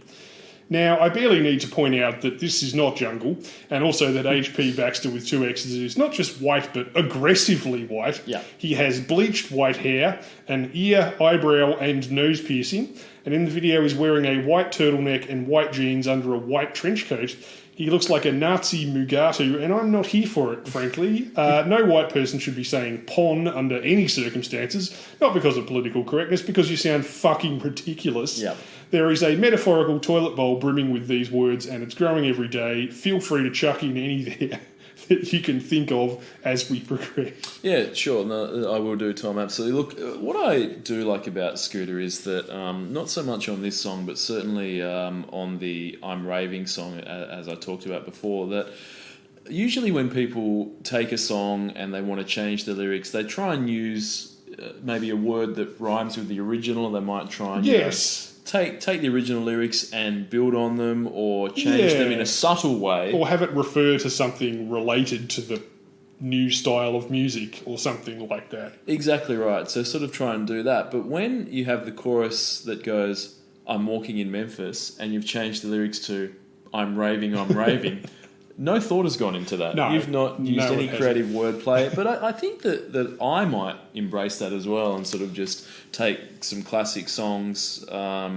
such as, say, something like John Lennon's Imagine seems to be sort of universally, recognised as a big song. So, what if you just did a cover of that and just, instead of, Imagine All the People, you just went, I'm raving, I'm raving, I'm raving, I'm raving, and just said I'm raving over and over again. Do you think you could get a hit out of that? In 2003, if you added 160 BPMs, yes, you probably 160 would. BPMs under John Lennon's Imagine, and just change the lyrics to, instead of Imagine, just say I'm raving over and over again. I think it could work. Let's do it. Let's do it. I mean, it doesn't give me pleasure to shit on dance music audiences, crowds, because I used to be in them. But you can't avoid the fact that the dance music industry is a hungry beast. It needs a lot of content a lot of the time, and because of the qualities of the music, you can't just take stuff off the normal charts without reworking it. Yep. So you do need these twats to come along and supply, or at least they've sort of parasitically globbed onto the industry and figured out a way that they can get money whilst simultaneously getting 18-year-old girls wearing furry ankle boots on high on ecstasy to have sex with a 50-year-old German guy with bleached white hair. Yep. But yeah, I mean, really, it just makes you feel bad about the whole thing because these sales figures demonstrate a fairly low quality control level for this music as a genre, know. But hey, look, like the guy said once, 90% of everything is crap, so this definitely falls into that basket. But yeah, Tom, you're right, it is just really a supply chain issue, I think, and the demand is there and they needed supply, and Scooter stepped in and filled the gap. That's right. So look, all good.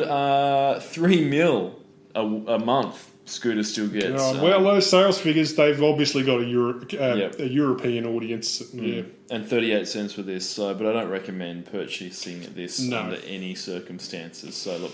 Let's move on to something that's had a bit more thought put into it, for Christ's sake. A bit more thought and a bit more longevity, Tom, and that's Lust Catch Up, the catch-up song for 3 weeks. I said yes. Now, as far as dance crazes go, this has to be one of the wackest. Like, this is weak as fuck. Unless you're a double amputee and have had both of your arms cut off, then there isn't a person on the planet who couldn't master the moves to this in about 30 seconds. You're right. It makes the Macarena look like the Argentinian tango. Yeah. About 80% of the dance seems to be waving both hands palm down, flat, side to side at waist height, like you're emphasising to the guy behind the counter that you definitely don't want pineapple on your pizza, even though you've already had to say it twice, and you can still hear his fucking hands creeping towards the tub with the pineapple chunks in it. Exactly. But that's most of the the dance move is just moronic. And the song itself is also completely fucking stupid.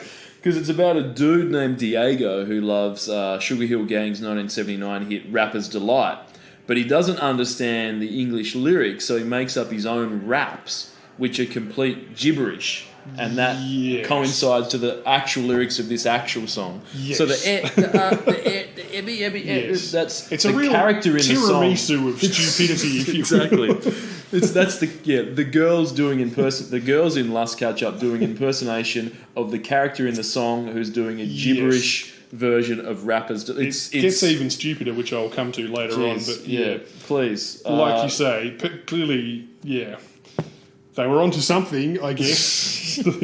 Some say this is catchy. It's just fucking stupid. Yeah, look, if you've forgotten this song, like I had, and there's one every year that I legitimately lose track of, and this is one of these, I had to look it up just to remind myself what it is. It doesn't help that the name has nothing to do with the song. Like, as Ben says, it's the one where the chorus sounds like it's three chicks going a hip, hop, a hip, a hippity, bitty, bitty, boo, boo, boo. Despite that, this was number one in Australia, New Zealand and Canada, and all across Europe, although only 54 in America. So, frankly, that is a big chalk stripe on the board for the Yanks there. In France, this was number one for 11 weeks and became the second most popular song of the 21st century. Jesus Christ. In case you were wondering what number one in France was of the 21st century, it was a jam by Ilona called Un Monde Parfait, which is an animated kids' TV show song about using a colouring book. Oh, good. I don't suppose that should be too much of a shock, given that they also put a 4-year-old at number one for 15 weeks back in the 90s. That's true. Geordie, if you're out there, I know you're 28, but it's never too late to call Child Protective Services. Like, I mean, what even is this band? Seriously, musically, what style is this? It's not EDM, it's not Eurodance, it's not hip-hop or straight-up pop. It's got kind of jangly Balearic guitars. I think maybe from cues, it's like a sped-up rumba. But the label is from Andalusia, so maybe this is some sort of regional hillside Spanish electro variation I'm not familiar with. Yeah, musically it's hard to put a finger on. Lyrically, it's impossible to put a finger on whatsoever. Yeah, I mean, like you say, it does remind you of the Macarena, but musically it's not the same beat. No. It's the same, it's aimed at the same audience, e.g. drunk people who want a song that they can memorise. With a chorus that they can sing along to, despite the fact that it's not in English and doesn't make any fucking sense anyway. No, and I feel like the dance craze element of it was thought of 5 minutes before the cameras rolled. Yes. It's like, what if we made this a dance craze? We only have 5 minutes. What if we just put our arms side to side for a bit? Yeah, and like, this is long, like the Macarena, it's long past the point where they bothered to put actual instructions as to how to do the dance in the song. Even the half-assed ones like, Walk Like an Egyptian, where they go, just jump around a bit. Yeah. Like, this has nothing. There is no explanation. You would have to watch the video and copy it to do it. Yeah, exactly. But you'd only need to see the video once because it is so fucking simple. It's ridiculous. Yes. Look, Last Catch Up could never replicate the magic of this song again. What a shame. They only released 2 more singles in their career, and one of those was an entry into 2006 Eurovision. So, why does that not fucking surprise me? And the debut album was titled Daughters of the Tomato. So they really went all in on the tomato thing. When I read that in your notes, and then I looked up the video, I was legitimately disappointed that there's nothing tomato related. There's 2 different versions of the video. There's a cheapo original and one that looks like they flew them to Ibiza for the weekend because it was 2002. But neither of them have anything about tomatoes. Isn't there an entire festival in fucking Italy where everyone just pegs tomatoes at each other for a day or something? They could have gone there in tight white tank tops and thrown sloppy tomatoes at each other. Yeah, God, Captain Jack would not have missed a chance like that. I tell you what, he would have been right on that shit. For sure, no doubt. So lyrically, this makes as much sense as anything else. It's completely batshit. So the song is in Spanish. There is no straight English version. As you said, it's just about a hot guy who likes to go out to the nightclub where they're playing, in 2003, for some reason, Rapper's Delight by Sugar Hill Gang from 1980, a 14.5-minute long proto-hip-hop track about eating soggy peas at your mate's house. The lyrics roughly translated are, around the corner comes Diego dancing rumba with the moon in his pupils and his turquoise suit. It seems smuggled, and there, where not even a soul can be squeezed in, e.g. the nightclub, he gets in whatever it takes, possessed by the ragatanga rhythm. I googled that, that's not a thing. And the DJ who knows him plays the midnight hymn, the most desired song for Diego, and he dances to it and enjoys it and sings it, a hip, a hop, a hippie, the hip hop. So the only clue that it's the Sugar Hill Gang is that. Like, they don't actually mention that at all in it. It also sounds nothing like the actual fucking song. And it's written in Spanish. Yeah. Like, that's why the song's called Ahirahe, which is sort of I said a hey. Yeah. Like, look, but it doesn't make any sense either. Like La Bamba, you can write it out in Spanish, but it's nonsense in Spanish as well. The chorus doesn't make any sense. So anyway, that chorus has a Spanish translation of the song, but it's just Spanish gibberish copying American gibberish. Where it gets interesting is that some smooth-brained QAnon types got onto the case straight after this song came out and took advantage of this new electronic mail to start a chain of conspiracy theories that this song was full of satanic messages. They cited such concrete evidence as a Seraje, just someone in Spanish saying "acede," basically, can be broken down into the Spanish phrase "hacer hereje," meaning "let's be heretical." Oh no. Ya dehebe to dehebere, which is just someone going hibbity in Spanish. Yeah. Ya would here be the beginning of the tetragrammaton referring to Jehovah, God, as in yay, as in what Kanye West prefers to be called now because there's nothing wrong with his brain.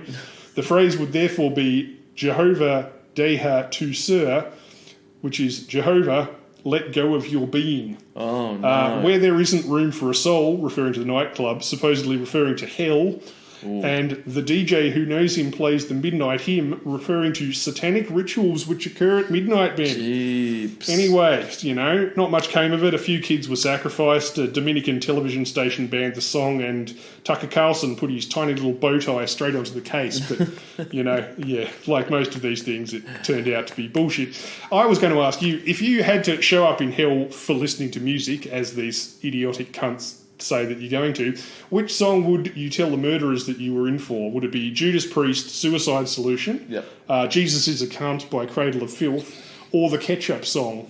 Oh, I'd go Judas Priest, I think. Yeah, I reckon highest level 99 of credibility. times out of 100 for that. Yeah, Catch-Up Song. Yeah, that'd be bad, wouldn't it, if it's sort of like... Not much credibility, really. No, not at all. Kind of like that guy who was serving 7 to 10 in maximum security because he... pirated a videotape. Yeah, exactly. He was warned multiple times, but For sure. it was don't mess with the Zohan as well. He wouldn't have stolen a car. No, he wouldn't. He thought he was safe. Exactly right. So look, yeah, that's completely bizarre. I didn't realise there was a satanic under sort of that explains the dance move, I guess, as well. That's sort of like digging your way to hell. I think they're sort of trying to do. Back in those days, it was still possible to have a localised internet phenomenon. If that happened now, not only would that be out within 3 hours on Twitter, but people would have turned it into a meme. Then there would be counter-programming memes about how dumb it was, people doing TikTok dance parody versions of the dumb people misinterpreting the satanic things, chicks cosplaying as Satan, singing along to it, Exactly. But yeah. That's good, though. I'm glad that people were able to get to the bottom of what the song was really about. Yes, I like the idea that someone thought, this is so shallow, there must be a deeper meaning here. It has to be. This makes no fucking sense whatsoever. Right. Why would they release a song that makes no sense? There must be a satanic undertone to this. Exact mentality explains pretty much all conspiracy theories. Indeed, absolutely. 1.4 million listeners on Spotify. I assume they're just listening to this on some... worst of the 2000s playlist or something, and 9 cents on Discogs for the CD single. All right, up next, Nelly featuring Kelly, Dilemma, 4 weeks. Fucking helly. Absolutely. Now, this isn't Nelly versus Kelly as well. No. It's Nelly featuring Kelly's, which is great. Now, the Dilemma. The song's called Dilemma. The eponymous Dilemma, The dilemma Nelly has is one as old as time itself, Tom, whether or not to wear a Band-Aid on his face out in public for no fucking reason. God, the number of times I've gotten to the front door and then been stuck there for 20 minutes, wrapped with indecision. Yeah, exactly. But look, the song's multi-layered, and the other dilemma that Nelly is facing is that he wants to fuck his new neighbour Kelly, who just happens to be 1/3 of Destiny's Child, but she's in a relationship and has a child with the boo. Yes. So Kelly loves Nelly and only thinks about him even when she's with the boo. Yep. So look, that's the dilemma there. To fuck Kelly or not to fuck Kelly when she's married and has a child. Yes. Now, firstly, I think something we need to address, Tom. What are the odds that Kelly from Destiny's Child moves house? Yes. She needs a new house. She moves into her new apartment, and she's in the same street as Nelly. Yes. Now, we do need to point out to people, because I had to watch the video to get this, but unlike most songs like this, these people aren't playing a sort of abstracted male character and female character. They are playing Nelly and Kelly Rowland. Exactly. So in this is an alternative reality where Nelly, the singer, and Kelly Rowland, the singer, live across the road from each other, except Kelly Rowland is married with a child. A kid, yeah. Yes. Exactly. And has a crush on Nelly, the musician, who lives across the street from her. Yeah, exactly right. So the odds to begin with, yes, and then they're doing a duet together, so the odds seem crazy for that to happen. But then look, Nelly indicates that he's not one, in the lyrics he says, I'm not one to break up a happy home, so I'll just bide my time until it's right to make a move. So it's quite the dilemma, as he's into her and she has a partner and a child. So what is he to do? He could just not try and fuck her. He could probably just go, she's in a relationship and has a child, maybe I'll just take a step back. Yeah, seeing as I am in this context, the musician Nelly, and I could fuck any old bunch exactly of people. right. Now, sorry. yes, no, please go. I was just going to say, this song was on both, unusually, Nelly's Nellyville and Kelly Rowland's Simply Deep. Oh, there you go. So it was as two albums. Yeah, so this is a real, what were we talking, dodgy duet, but it's a 50-50. They were like, no, we both want a piece of this action. Yeah. The song is arguably the biggest song of both Nelly's and Kelly's solo career. Yep. It was Nelly's first number one single in countries such as the UK, Ireland, Australia, Belgium, Germany and the Netherlands. He had Hot in Here before, but this was even more successful than that. Yep. It was and remains to be Rowland's highest selling single in the US and the UK, and it has sold over 935,000 copies as of 2017. So, it was a big hit for both of them. Absolutely. So, look, it was a big song. What's he going to do? All I think about is you even went on with the boo. It's a great song. But it does ask, the video clip also raises a few questions. It sure for me, does. Tom. So, particularly in one point, it appears that Kelly texts Nelly using a Microsoft Excel spreadsheet on a Nokia 9210. Now, I don't know. Young people are probably like, what? So you had to use an Excel spreadsheet to send a text message. Now, that was never a thing. Let me point that out for a start. None of that makes any sense. Texting has certainly changed a lot. 20 years ago, you had to spend about 25 cents per text message, so the money racked up really quickly. There was no such thing as apps. No, exactly. You had to just text. You couldn't just get the WhatsApp or whatever. So texting has changed a lot. Don't get me wrong, 20 years ago to today. But the main idea of typing letters into a screen or a keypad, that's still the same.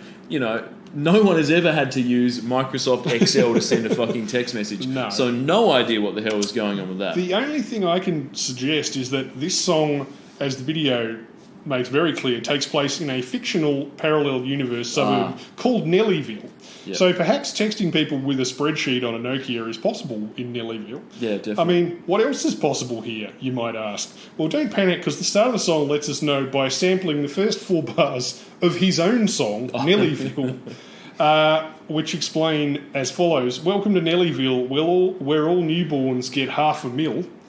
Nice. Cool. Sons get sedan DeVilles soon as they can reach the wheel. And daughters get diamonds the size of their age. I'm talking 1 year get 1 carat, 2 years get 2 carats. Oh, that's good. Now, that sounds like a pretty sweet deal.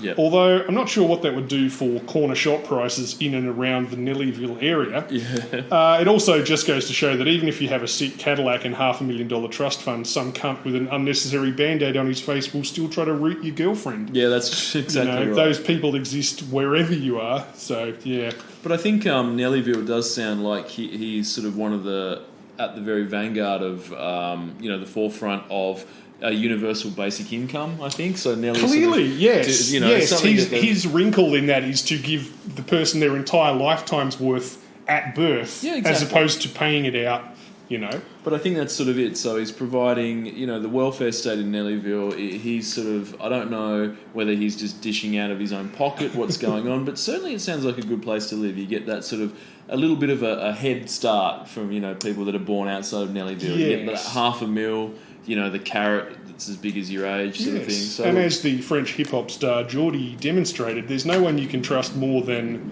the parents of a very young child with large amounts of that child's money. Yeah, absolutely.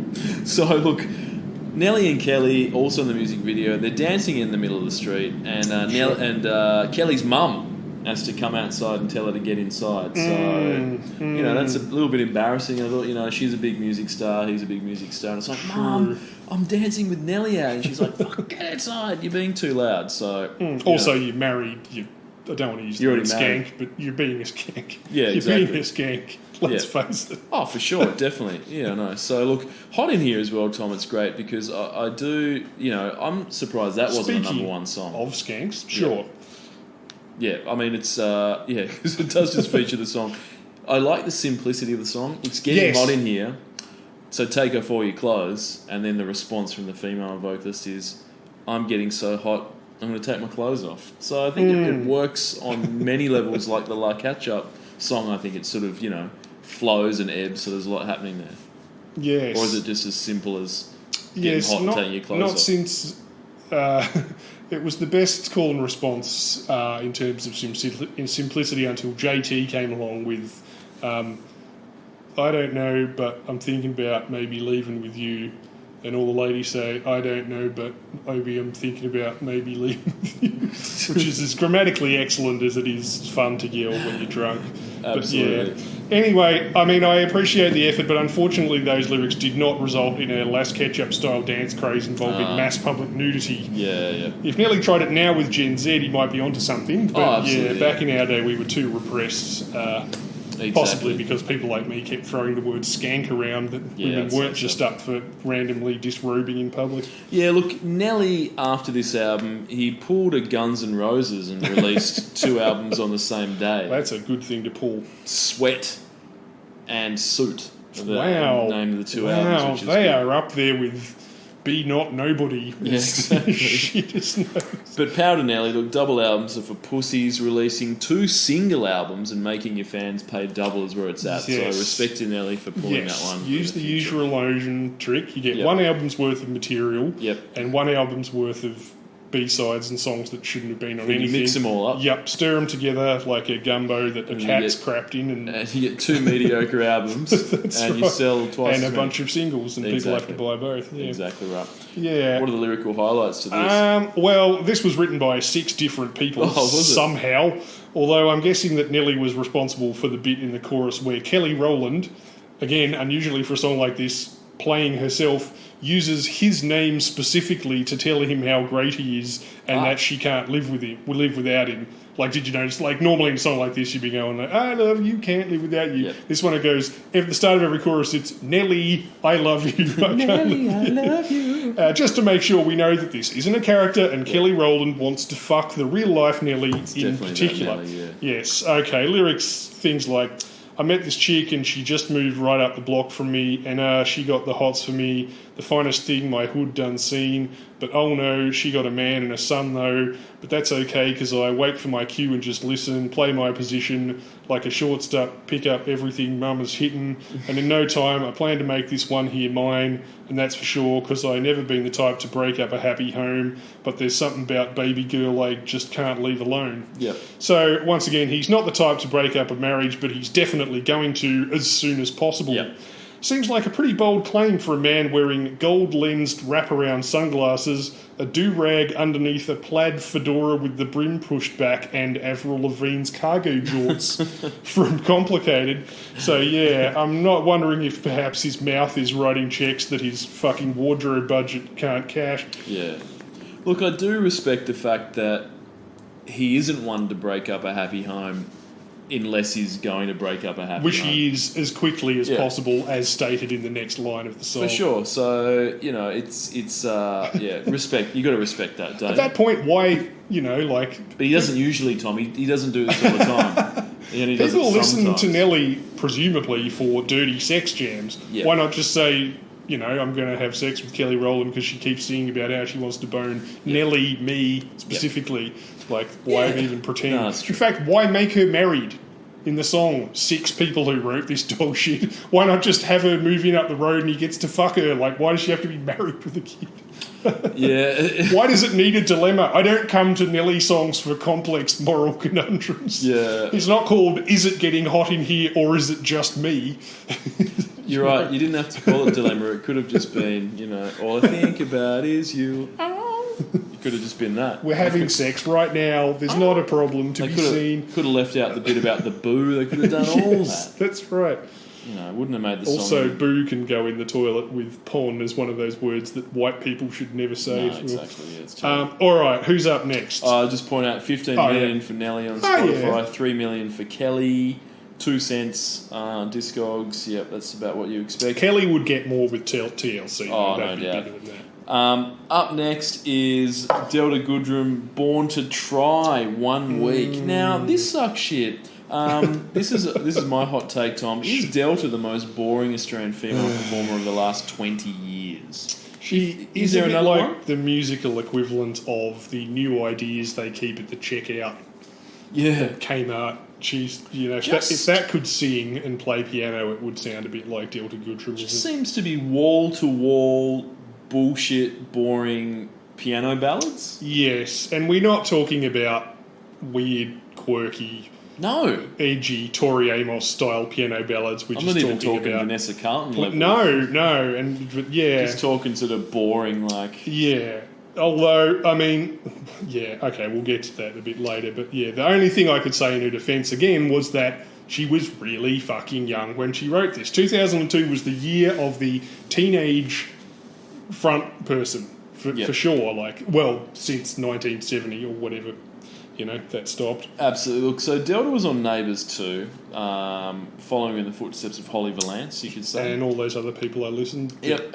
Blakeney twins. Don't forget the Blakeney I'm twins. not Don't forgetting you them. dare I will not forget the them. Blakeney twins. While Delta was arguably classier, I'd take Kiss Kiss any day of the week over this. But look, Delta, the thing about this is that this song debuted on Neighbours as performed by the character she was in the role of at the time. So, okay. Sounds very familiar to Melissa, Don't Go Anywhere Near My Clit Unless You're Going to Bang Me to Couts, who, remember, debuted her song on E Street. So this playing a person who just happened to so this is pretty... So Delta's on Neighbours. Her character is a singer. She sings the song on Neighbours, and that's how it's debuted to the world. So, really, this is just in the same league as Australian Idol bullshit, where you release a song on a TV show, and then fans of the show will go out and buy it. That's what people used to do before reality TV. So this should get a technical gimme some reggae, really. I know what you mean. And they were publicised by the exact same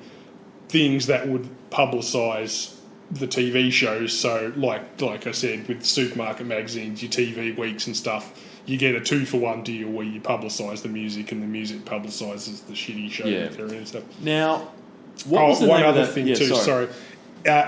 Another reason it may sound like something from that area, the reality TV show area, is because this was co-written by a person called Audius Matawarira.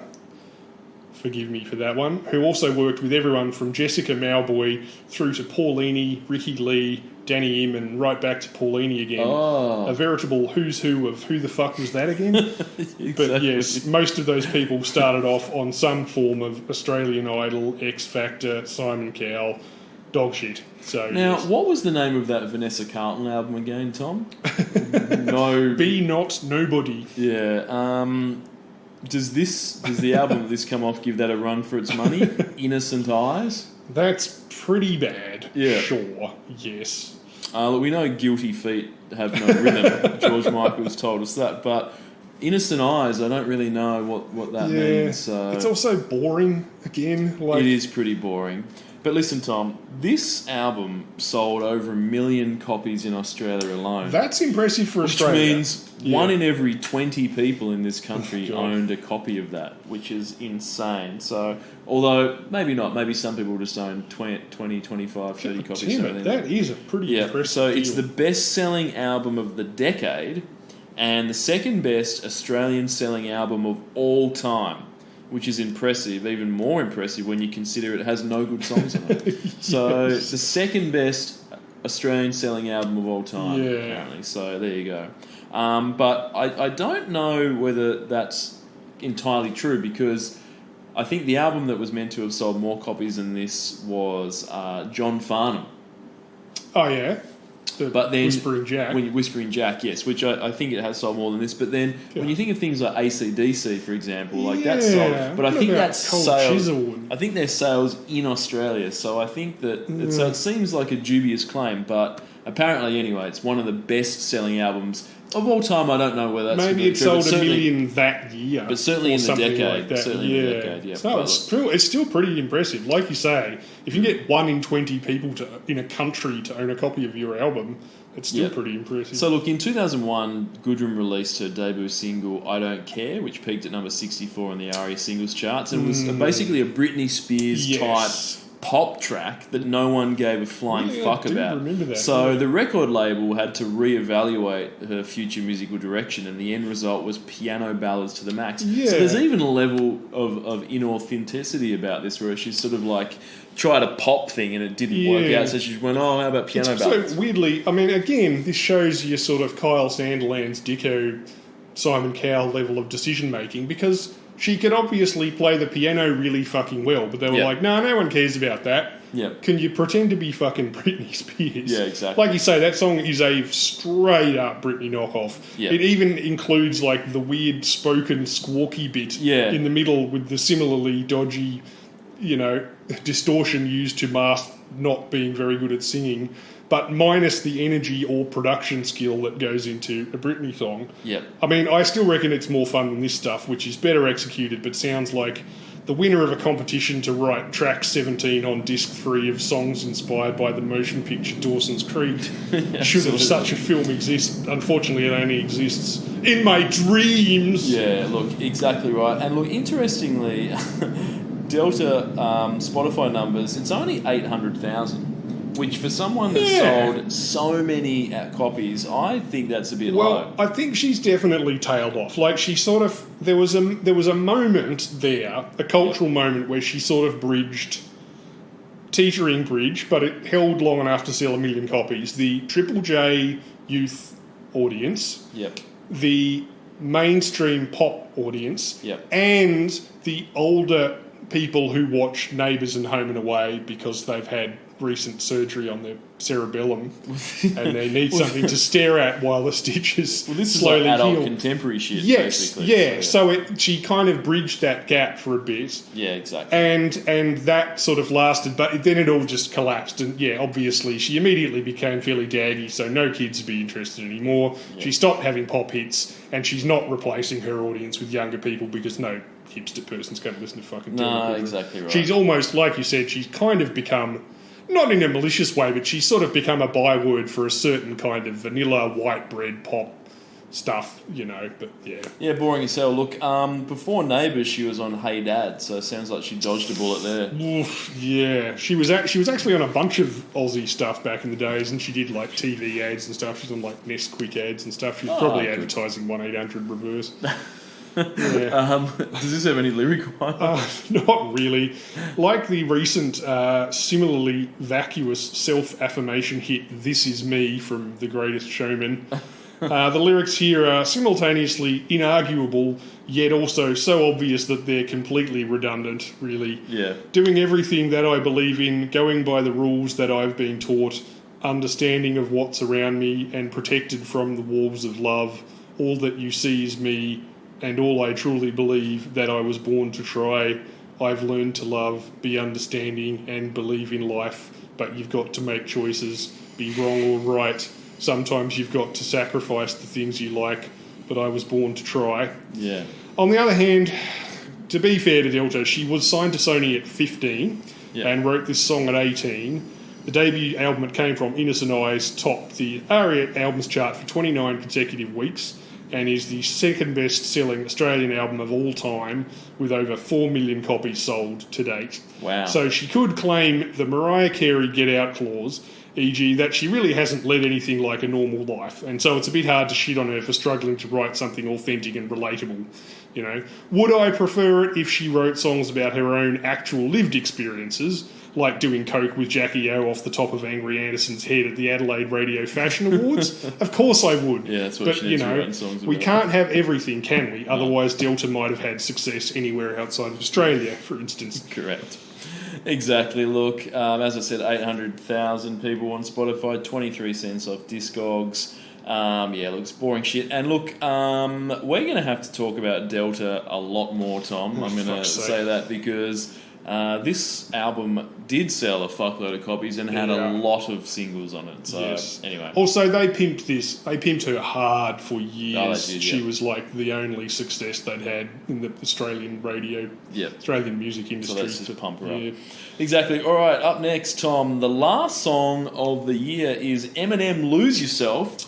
12 weeks at number one, if you can believe that. That's a big-ass hit. So 4 weeks this year, and then another 8 the following year. He just took off like a fucking rocket, didn't he? Yeah. So you have to hand it to Eminem. He'd only been in the public eye for a few years at this stage, sort of not that many years, couple. And, he'd been rapping for over a decade, but sort of hadn't had a lot of mainstream success until sort of a couple of years prior. But by this stage, he already gets a biopic. So, you know, that's pretty good. Like, it takes some artists, they never get a biopic, or sort of like not long between My Name Is and this. There really isn't much time at all. So, it's sort of, absolutely, you're talking usually people, like, they're making that Elvis biopic now, this year, you know, and he's been dead for 40 years. So, whereas, true. you know, more, Elvis has probably been dead for 50 years by now. But yeah, look, so this is pretty amazing that it's sort of like 5 years in the mainstream, and it's let's make that. So, I mean, not only that, but it's a very grim, ugly-looking biopic. Like we said before, really, it's 90 minutes of someone getting beaten up and shat on, and then right at the very end, they take off, you know, like it. And it's deliberately made to look grimy and stuff, which, you know, was partly to cultivate his air of sincerity and authenticity and so forth, but it's a bit of a sell for people. You really have to be into it for the music. And he did get to bang Brittany Murphy though. Yes, embarrassingly, and then she dumps him for one of his rivals. That's right. But like it just goes to show how solid the music behind this was. Like, Lose Yourself reached number one in 20 countries. Wow. It was his first number one in the US, holding the top position for 12 weeks. Making it the third longest chart topper from a movie soundtrack ever, behind I Will Always Love You and End of the Road. It became the first rap song to win the Academy Award for Best Original Song, won 2 Grammys, and has since been certified Diamond in the United States alone. Wow. Alone, which, as we said, is 10 times platinum. 10 million copies in the US alone. That's insane. Wow. So so this was just like the stamp on his right. This cunt is famous now. Yeah, and what's so impressive about this song as well, Tom, is that it was written on set between takes when Eminem had some downtime. So it wasn't as if he wrote the song beforehand. He went, okay, I've got this song. We'll bring it in and do it for the film. It was effectively just like he's in between takes, acting, and he hadn't acted before as well. So that's pretty. I mean, he's playing himself. No, but you know, I've seen a lot of people that struggle to play themselves.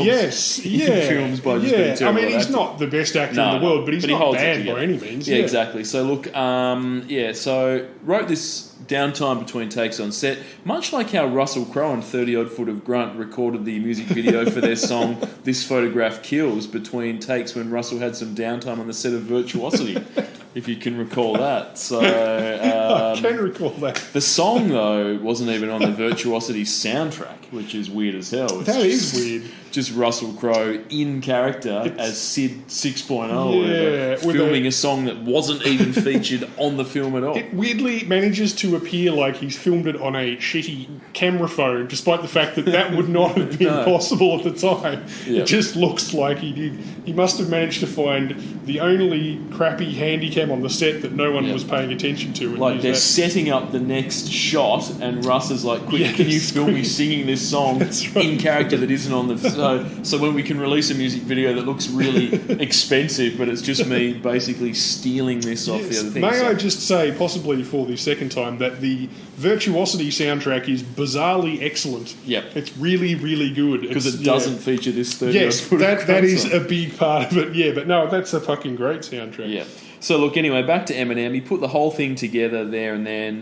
This song, I mean, sort of on the set for the film. And also, if you haven't seen 8 Mile and you don't want to watch it, then he sums up the whole plot of the film. Yes. In the song. I think effectively the first verse of the song, so you don't even have to listen to the whole song. Yeah. So if you just want to know about what 8 Mile's about, you can just listen to this song, the first bit of it, and it sort of tells about, and as you said, Tom, it is effectively, I'm an up-and-coming, I live in a trailer park, and I want to be a rapper, and then the trials and tribulations of trying to do that. I've only got one shot to try. Yeah. Exactly right. So, but he says he's only got one shot, but in the film it turns out that he has 2 shots because he fails early on and then comes back again to do I think it. He may even get 3 shots. He might get 3, more 4 to 5 shots. Yeah. Look, at first I thought that was weird. Like you said, this is our first movie song of the year. Yep. They're less common on the charts going into the noughts, and here we have a classic 80s style first person jack up the hero / narrate the entire plot song, and it's a number one, and the entire video is just a 5-minute long commercial for the movie, but it's rap instead of a power ballad. Yep. But it's easy to forget because of his excellent skincare routine and baseball hat collection. But Eminem is in fact 6 years older than me. Okay. He's turning 50 this year. So he's 100% a child of the 80s. And so he grew up with those movie songs too. Yeah. Like he grew up listening to, "You gotta fight for the top of the mountain. Yeah. Now I'm gonna summarize the plot of the film." Yeah. So this is when he thinks movie song, he's thinking, well, I tell the story of the film, Absolutely. and it's the hero getting himself jacked up so he can crane kick the bad guy, in the final karate tournament Look, at the end of the film. I imagine that in his trailer, he was probably listening to Stan Bush the Touch to sort of get I him like pumped to think up. so. Or Peter Cetera's The Glory, of Love Yeah. from Karate Kid Part 2. So yeah, absolutely. Look, this is good. It's a good song. It's enjoyable. Fast paced, keeps on moving, Yeah. keeps going. This is one of the doesn't rely on the comedy of the other Eminem song we talked about this No. year, but doesn't have that sort of depressing sort of It doesn't- sad boy No, bullshit it that he doesn't. does later on. It's This is, serious, but it's not sort of complainy and Yeah. mopey and Yeah, exactly. emo. And it doesn't. I thought that might be a sample, that rad dum dum dum that powers the whole song, but Yep. it's not. It doesn't really have any obvious samples in it. It's just just Dre just pumping out some I guess beats on some the 808. really sick beats. Yep, good. What else? Lyrics. Lyrically, what I find interesting about these lyrics is the contradiction between the intro plus the chorus idea of you only get one shot, what if you only had one chance, the music, the moment, etc. And the choruses and the movie's actual message, including the tagline, which is every moment is another chance to turn it around, which is weirdly itself pinched from Vanilla Sky for some reason. But basically that's the opposite message of the song chorus, which is to say that success is a process of endlessly getting up from being knocked down over and over again, Rocky style, but with the sort of John Paul Sartre-esque positive side that every moment is a new opportunity to change and reinvent yourself, which was like on the poster of the film. Yeah. I'm not sure if that was deliberate, but maybe it was just a contradiction that passed, nobody thought anything of it. But I think most people probably just appreciate this for the clever rhyme schemes, like his palms are sweaty, knees weak, arms are heavy, there's vomit on his sweater already, mum's spaghetti. So, that's 2 lines into the song and we already know he's inexperienced, he's terrified, and he lives with his mum.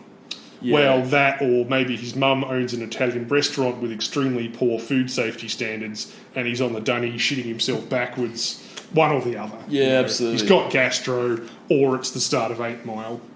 Yeah, look, he talks about how his palms are sweaty, weak knees, arms are heavy, but I want to know what's going on with his testicles. So why was that not in the song? So I don't know. I'm guessing his balls are sweaty as well. I'd prefer that if it's sort of my balls are sweaty, weak knees, arms are heavy. You But need look, that guy from Point Break who goes, balls are like this big, man.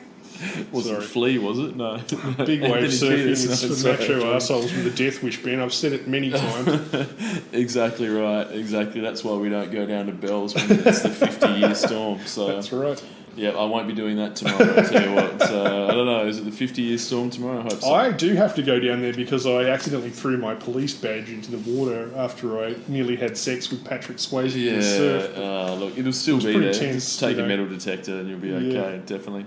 Look, so that's it. That's the last song of the year. I think we'll probably get to talk about Eminem as well. I don't know whether everyone knows who Eminem is about this guy. Yeah, I didn't really do a lot of research into Eminem, but I think look, it's pretty self-explanatory. Well, I mean, this is in the film. literally from a... Yeah. I mean, the film wasn't a direct autobiographical thing. No. He plays a character called Rabbit or Jimmy Smith or something, but it's a thinly veiled... It's a wannabe rapper in Detroit, so it's about Yes. as close to home as it could be. Yeah, So. and then the song is all about how hard his life was. The lyrics actually go in a weird direction. In the song, it's like the sequel to the movie. Like, it starts off with him, you've got to lose yourself in the moment, Yeah. da-da-da. But then, like, the next verse is about him getting rich and famous, then losing track of his partner and his wife and stuff like that, fine. But then it keeps going, and then then he loses all his money, he gets old, nobody likes him anymore, and then the third verse is about him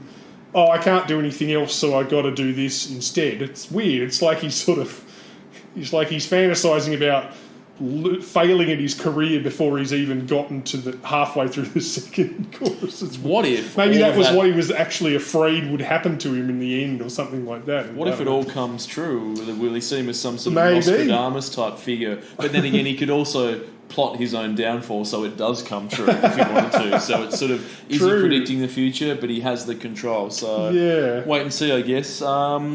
8 Mile 2, Tom, do we see that coming out when he's... 9 Mile. Yep, where he's older and his career's... It's sort of like the wrestler, you know, in that, how his career's declined and he has to keep rapping, and then maybe he meets, say, Adam Sandler, and they have to form like a rap duo, and it's like, I'd watch that. Yeah, I'd watch that. definitely. So I think that'd be pretty good. So, look, that's it for the year in terms of the number one songs that didn't quite reach number one. Some great ones this year, Tom. Superman by Five for Fighting. Christ.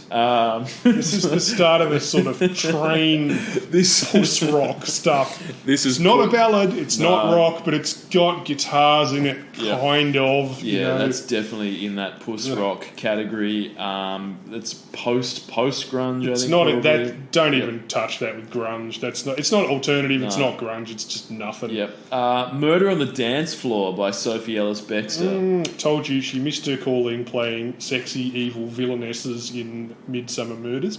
Yeah, absolutely. Did they ever solve that murder on the dance floor that Sophie has referred to? So I don't know. That might be a spin-off for this podcast, Tom. We get to the bottom of that. Hot in Here by Nelly, of course. And then Get Over You again by Sophia Ellis Bextor. Better Man by Robbie Williams, but probably my favourite song of the year, Tom. Heaven. Brian Adams covered by DJ Sammy. So DJ Sammy. if you love Brian Adams' Heaven, which I do, wait until you pump 160 BPMs under that and get DJ Sammy doing some vocal work on top, and it is next level. So that's fantastic. So Yeah. You're a DJ Sammy fan, Tom? Oh, I'm a Sammy head. We go way back. Ever since he did that cover of Boys of Summer, you know. Yep, DJ Sammy, Boys of Summer, Heaven by Brian Adams. That is what you should be aiming for. That quality, not the DJ Otzi No. or Scooter bullshit. No, So, fuck Scooter. Jesus. cool. All right. Well, thanks a lot. We'll be back next week, or it depends if I get coronavirus again. It might be we might be back next month with 2003. So yeah, thank you. Yeah. Cheers, guys. See you later. Adios, as Lust Ketchup would say. Oh, they wouldn't. They'd just go.